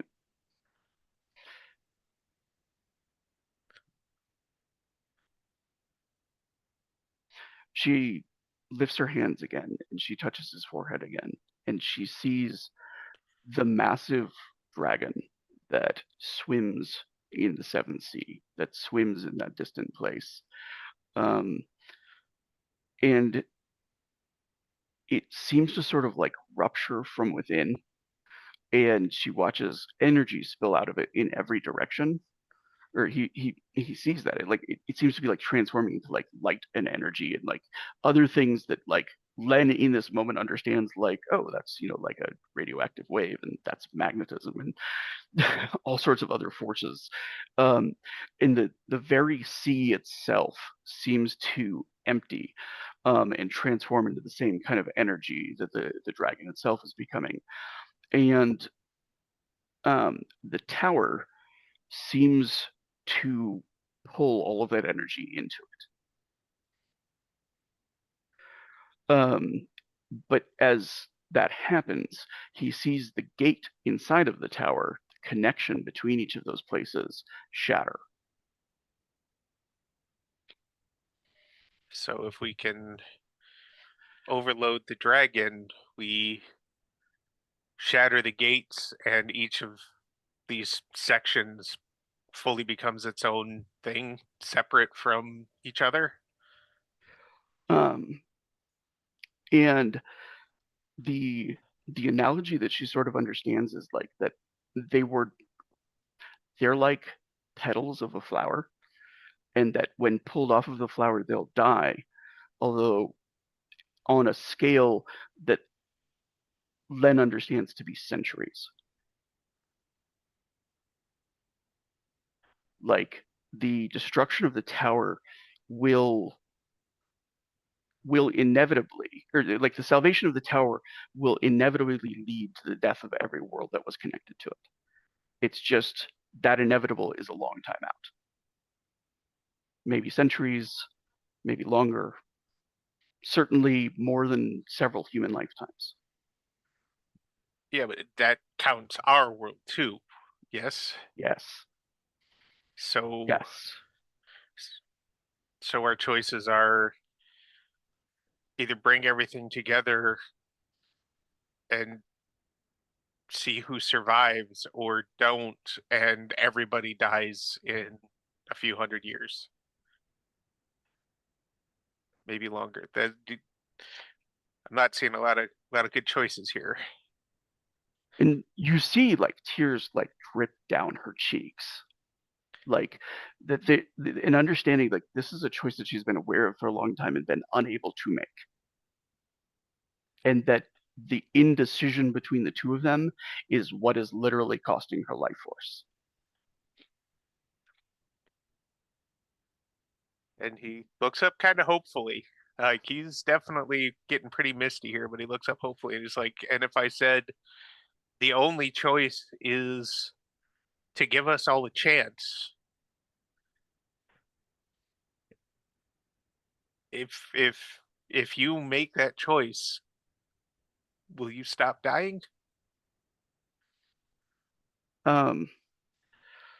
She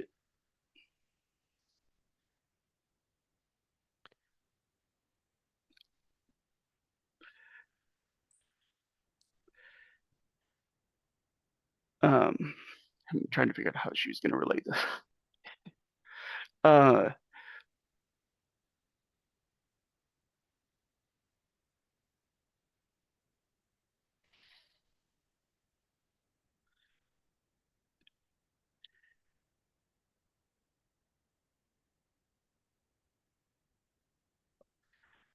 He pauses and scratches his neck, or is there somebody else who can hold the gate?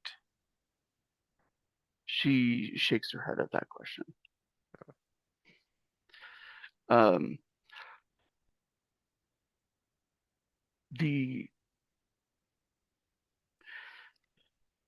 and she she touches this temple again, but this time it's just sort of a stroke. And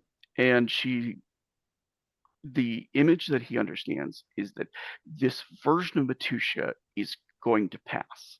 She's sort of past a point of no return, but that the collapse of all of the worlds together would allow a version of herself to continue. Does that make sense? Yeah. That like basically what is giving those extra centuries is her soul, and that would be destroyed in the process of giving them more time. But she didn't want to relate this to him because she didn't want it to affect the choice. It has to affect the choice, but the difference is there's only ever been one choice, if I'm understanding this correctly. You have to let us. It'll be catastrophic, but if the choice is bringing us all together and giving us all these different races a chance to figure it out, or giving us a couple hundred years to try to figure out how to save ourselves when not one of us is ever going to approach what you are, I don't see any other choice but to bring us all together, let you continue, and hope for the best.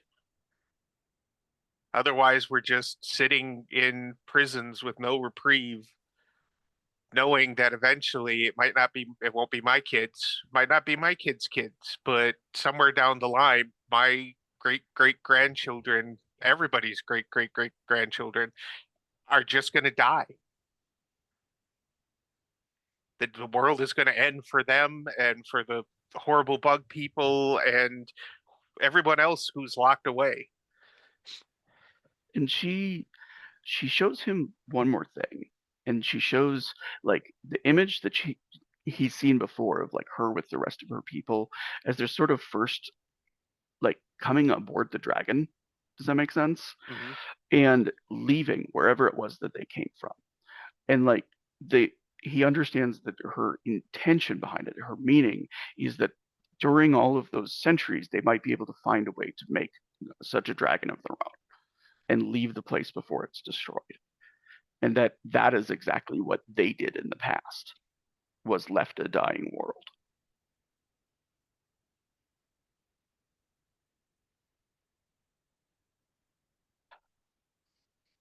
Well, it's not a choice I'm going to make alone, obviously. I've said it before. I'm not a super smart man. This choice isn't just going to rest with me, um,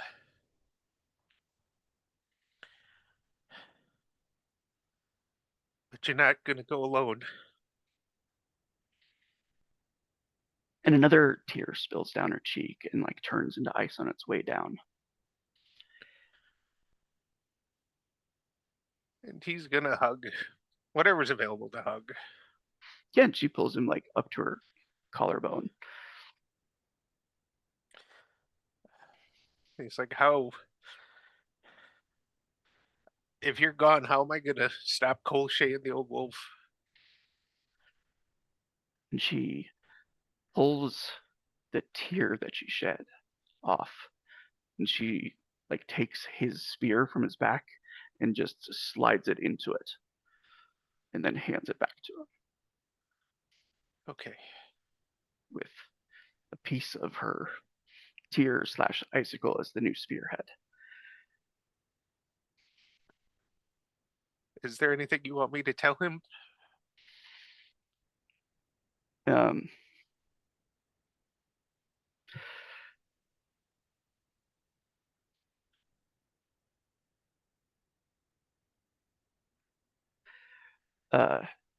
and she kind of like taps the spearhead, and she understands that like they're going to get a message from her when they're hit with it. That's fair.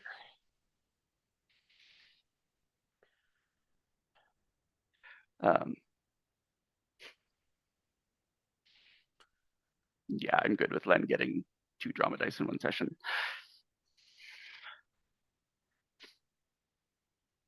And she, with that, she forces herself to her feet. He's just gonna kind of hang on and hang out. And she kind of like briefly brushes a kiss against his temple for a moment, and then begins walking out of her forest. As you realize, like, Matushka is taking the field, Nusera. Yep. And he's like, I don't know where you're headed, but I'm pretty sure your actual Gaius is that way. She nods. And she begins taking, the strides of a 50-foot giant, with some of her strength seeming to return with the conversation that's been had, the decision that's been passed to another, as though it lightens her load somewhat to have it be out of her hands at this point, and have her fate be decided, even if she is not going to be the one deciding it.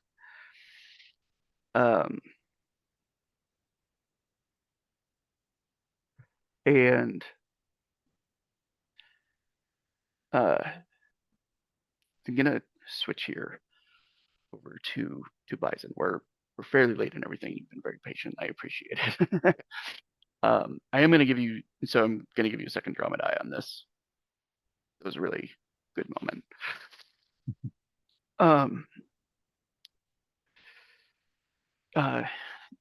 Bison's return is, or not Bison, Cav's Cav. return is with Jamae and with Logan, with the news that, like, it's like a fairly big deal just to like be spreading through the town that like Seeger is dead. And his body's going to be arriving, like, Rona and Rosa and Hans are transporting it along with Rosa, to bring to Freeburg's, and Logan is preparing everything he needs to do to have a proper burial for an Iron Prince. Says, I think I'm going to have him buried next to Trog.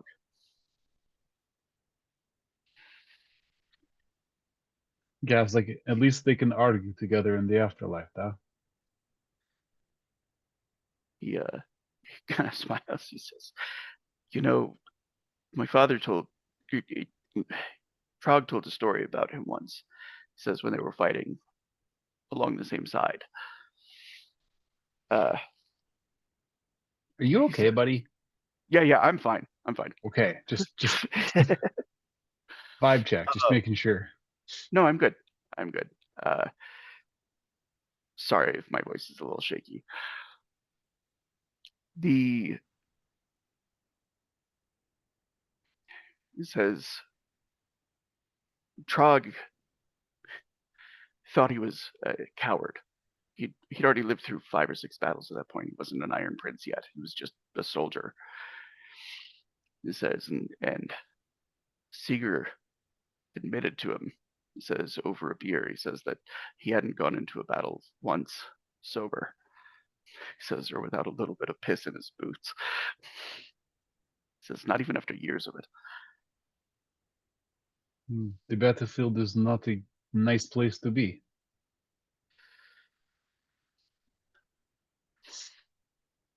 It's like, he thinks about it as like, it is one thing to jump a man in the alley and have a fist fight. It is another thing to have a brawl in front of the bear house with a bunch of the Wachhund. But when we went against Posen, I tell you, Koenig, I have never been so scared in my entire life.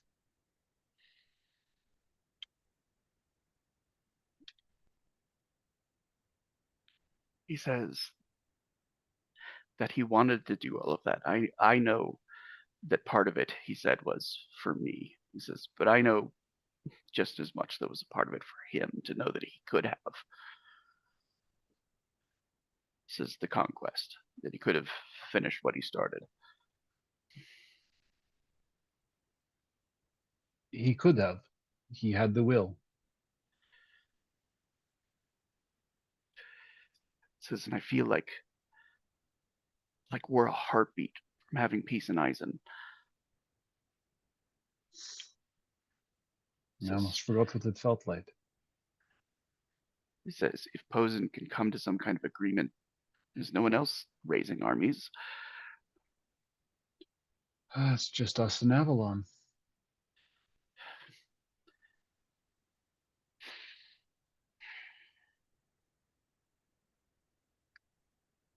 You think they're coming here? I remember what Arthur said when we first met him, and the way he treated the Wachtturm before he learned. If the Seed are trying to break themselves out, and I believe they are coming here.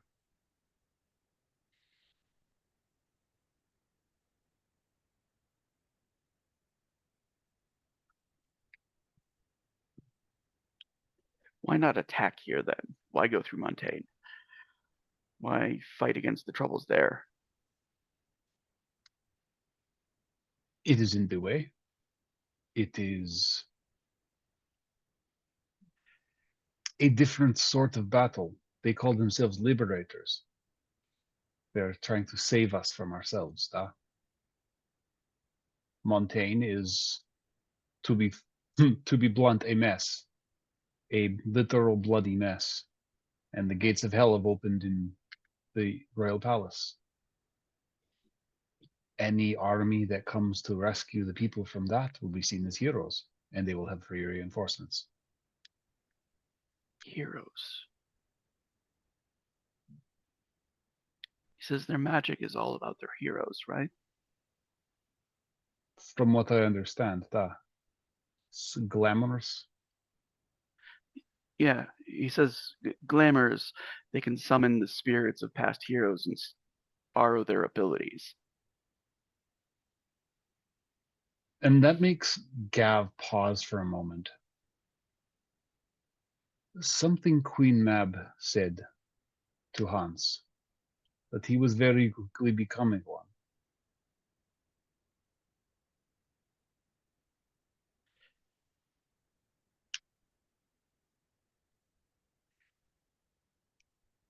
Let me put forward a theory, he says, and you tell me if it sounds like madness. It says, if Avalon were to conquer another country, would the She be able to take the heroes of that country as if they were their own?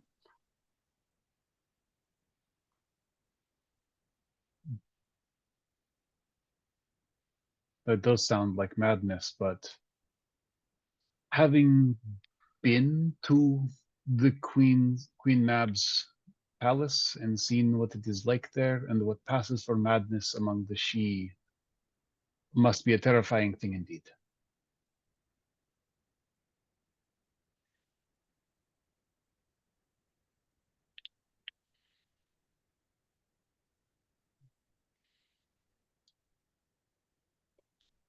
I danced with a crab. Does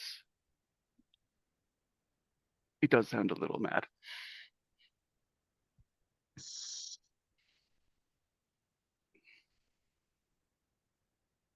But it holds merit. If their magic is in heroes, Montaigne is full of them. Their stories are nothing but heroes. He nods.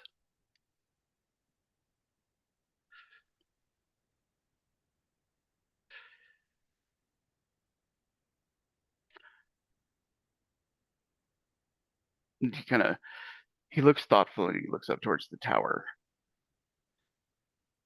He says, I think it might be best if the council continued work on our armies, our walls, just as if the Iron Princes were ready to wage war against us.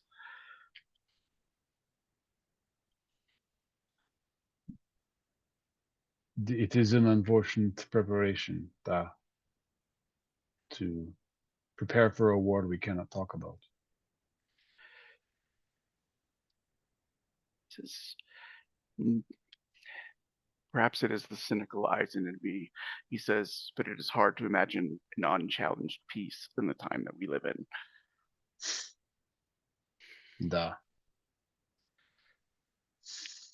At least we will be doing it with allies, Nearly unified Eisen. Unheard of. He nods.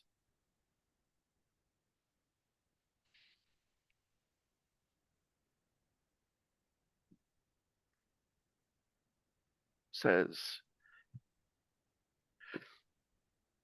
they weren't. He says, even in the days of the Reifenstall, says they were never really unified. He says they were waging little wars against each other. He says, but can you imagine? He says, even a few years of getting to rebuild. Barely enough time. His brow knits. He nods. He says, there will be other dangers. He says, we You may will not be get up to there the in time. task. You will be up to the task.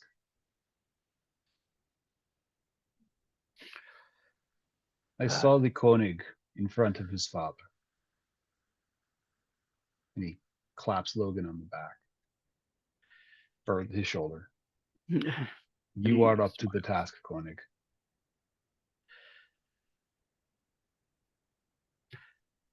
He says, I just want to be a prince amongst a council. He And says, we will be here to support you.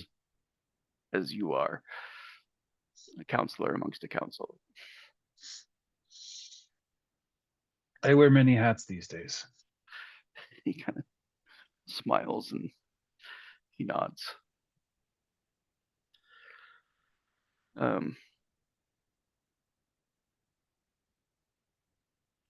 He says every noble bloodline from Posen to Seeker, he says you go far enough back, he says, and you find somebody who was just good at making trouble like you are. He says, I do not have such generation, ambitions. He says, in a generation or two, I mean, he says, your origins will be probably greatly glamorized. He thinks of Felix and smiles. I know I will always have a home here. He nods.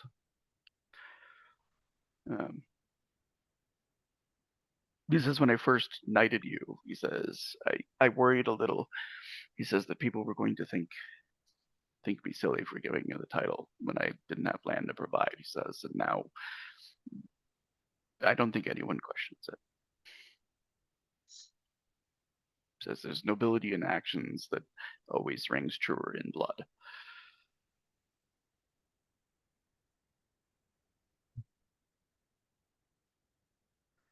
I must go thank Geralt again. If not for him, I would not have been able to have this conversation with you today. He kind of nods.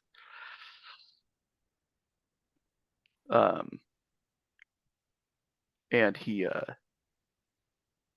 gives him a squeeze, and he looks and he says, I think I see the revenge, he says, on the horizon. Good day, right. Hopefully with the same number of people on it as when they left. He nods. I don't hear any crying from here. That is a good sign. Uh,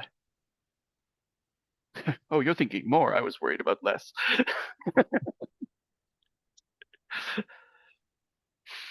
um, and because Rosa's going to be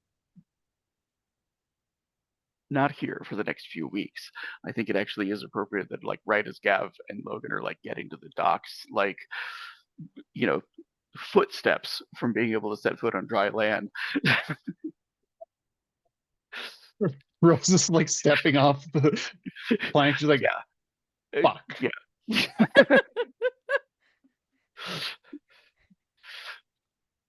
Whole new definition of my water broke. And then, she's kind of like surrounded by, her new family, Ingvild and Runa and Hans and Gav and Logan are kind of like all helping to get her to a cart. And it's like none of the roads are wide enough for carriages, but they do want to get her to Runa, where there's a doctor. Runa, Captain yelling, "Everybody move!" as we rush her. Yeah. Given Given it's it gonna be so mad right now, or when she gets back. given like at this juncture, there's no particular advantage to like birthing at home versus birthing in like a doctor's clinic. You know what I'm saying? Because most of the tools they need, they can pack into a bag. I think it's Runa probably probably safe to has say, them already. Probably has them on the ship. yeah, I think she probably has her doctor's bag, plus and a whole lot of teeth now, because she had the new bag that she was putting together from Mandavi's, throwing out all of his like, this is a spice. Actually, adding real medicines. Oh, we didn't take the teeth with us back to his family? I'll leave that between you and Runa. I didn't hear what Ren said. Why would you? I thought it was going back with he him. was I don't a know. monster, which they already knew. Yeah, I don't know. At first, I thought we were handing the teeth back to. Anyway. I mean, if you'd like to, then we could have done that. I will let you guys decide before the next game. For now, I'm gonna close the curtain. Rosa is not going to be here for the next few weeks. She has some very important Halloween plans. And I think you'll still be able to see her on Tuesdays, right? Was what you said? Tuesdays. I will, if it changes, because I get my schedule Thursday, I'll let you guys know. Hey, if you can drop in the last minute, like, the seat's always warm for you. Like, you're always welcome. Like, yeah. It might be a little wet considering what happened, but Yeah, considering. But yeah, you'll be, the spot's just like waiting for you to come back. So. Oh yeah. I'm gonna be missing you guys so badly. We'll send you updates after the next game.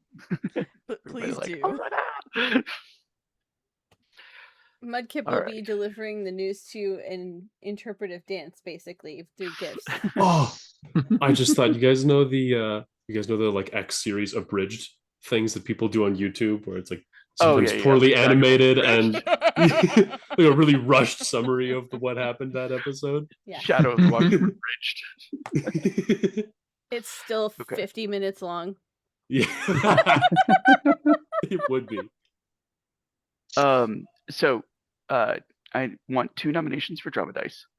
Or for drama. We've already given him 2 for roleplay, but if you guys want to give him a third, that's your business. Yes. My other ones were Hans for his conversation where he's just like, just the picture of him like scribbling and then crossing and scribbling and crossing, like that was very and also I don't know if he's gotten one in a while. And then Gerard, because the conversation like about like the roles in Vidachi versus Montaigne, I thought that was really interesting. And so those are my nominations. Very cool. He very nearly shoved his foot in his mouth. He was this fucking close, and he saved it. Skating the edge. And then he sort of capped it with the whole, "Don't talk to me, kid. She's in charge." All right. Over there. I am willing to. I'm going to give out 3 for this one. We'll go with Gerard and Hans and Len. Oh. My vote is just for honoring for the same conversation, of course. Perfect. Wait, what do you? I thought we were giving 2 to Len. Did we take one away from No, him? no, he got the 2 from the drama dice. We're giving him Oh. 1 as a role playing award. Yeah. So he's got like 3 extra experience this Good. time. Okay. And then good, we're also good. going to give 1 to Hans and Ron. Okay. I'm good with that. Because there was a lot of Herald of Doom stuff coming fully circled.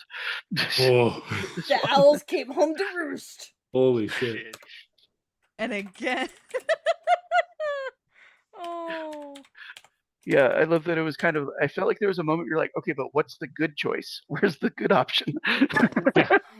You forgot where you were, son. No, he fished around for a moment, then he realized if there was a good choice, she would have already made it. So Anyway, thank congratulations you everyone on your in potential chat for joining promotion. us. Yeah. Yes. We Let me couldn't go ahead. watch you, Read us out. but audience participation means the world to us. Hey. Thank you, Snitch. Fiona. We'd take Alright. your outro from you. I mean, I could share it with y'all if y'all just want to read it. All right. Thank you for everyone watching us on YouTube or live on Twitch. Audience participation always means the world to us. And if you're on YouTube, smash the like, hit the subscribe, and make a comment in the down below. Here at Dirty 20, we sign out with the same call to action. Be nice to each other, be nice to your communities, your families, your friends, and most of all, be nice to yourself. We all have a little voice in our head telling us all the ways we're not good enough. The very kindest thing we can do is listen to the people who care about us and see ourselves through their eyes. So if you're here and you're listening, forgive yourself for the mistakes of today. Forgive past you for the mistakes of yesterday. Forgive tomorrow you for the mistakes of tomorrow. And if you're here and you don't feel like you have anyone who sees you that way, if you're feeling alone and without a community of people who think you're great, click the little button down below that takes you to the Discord. Come introduce yourself. So. Good night. Good night. Bye. Good night. No.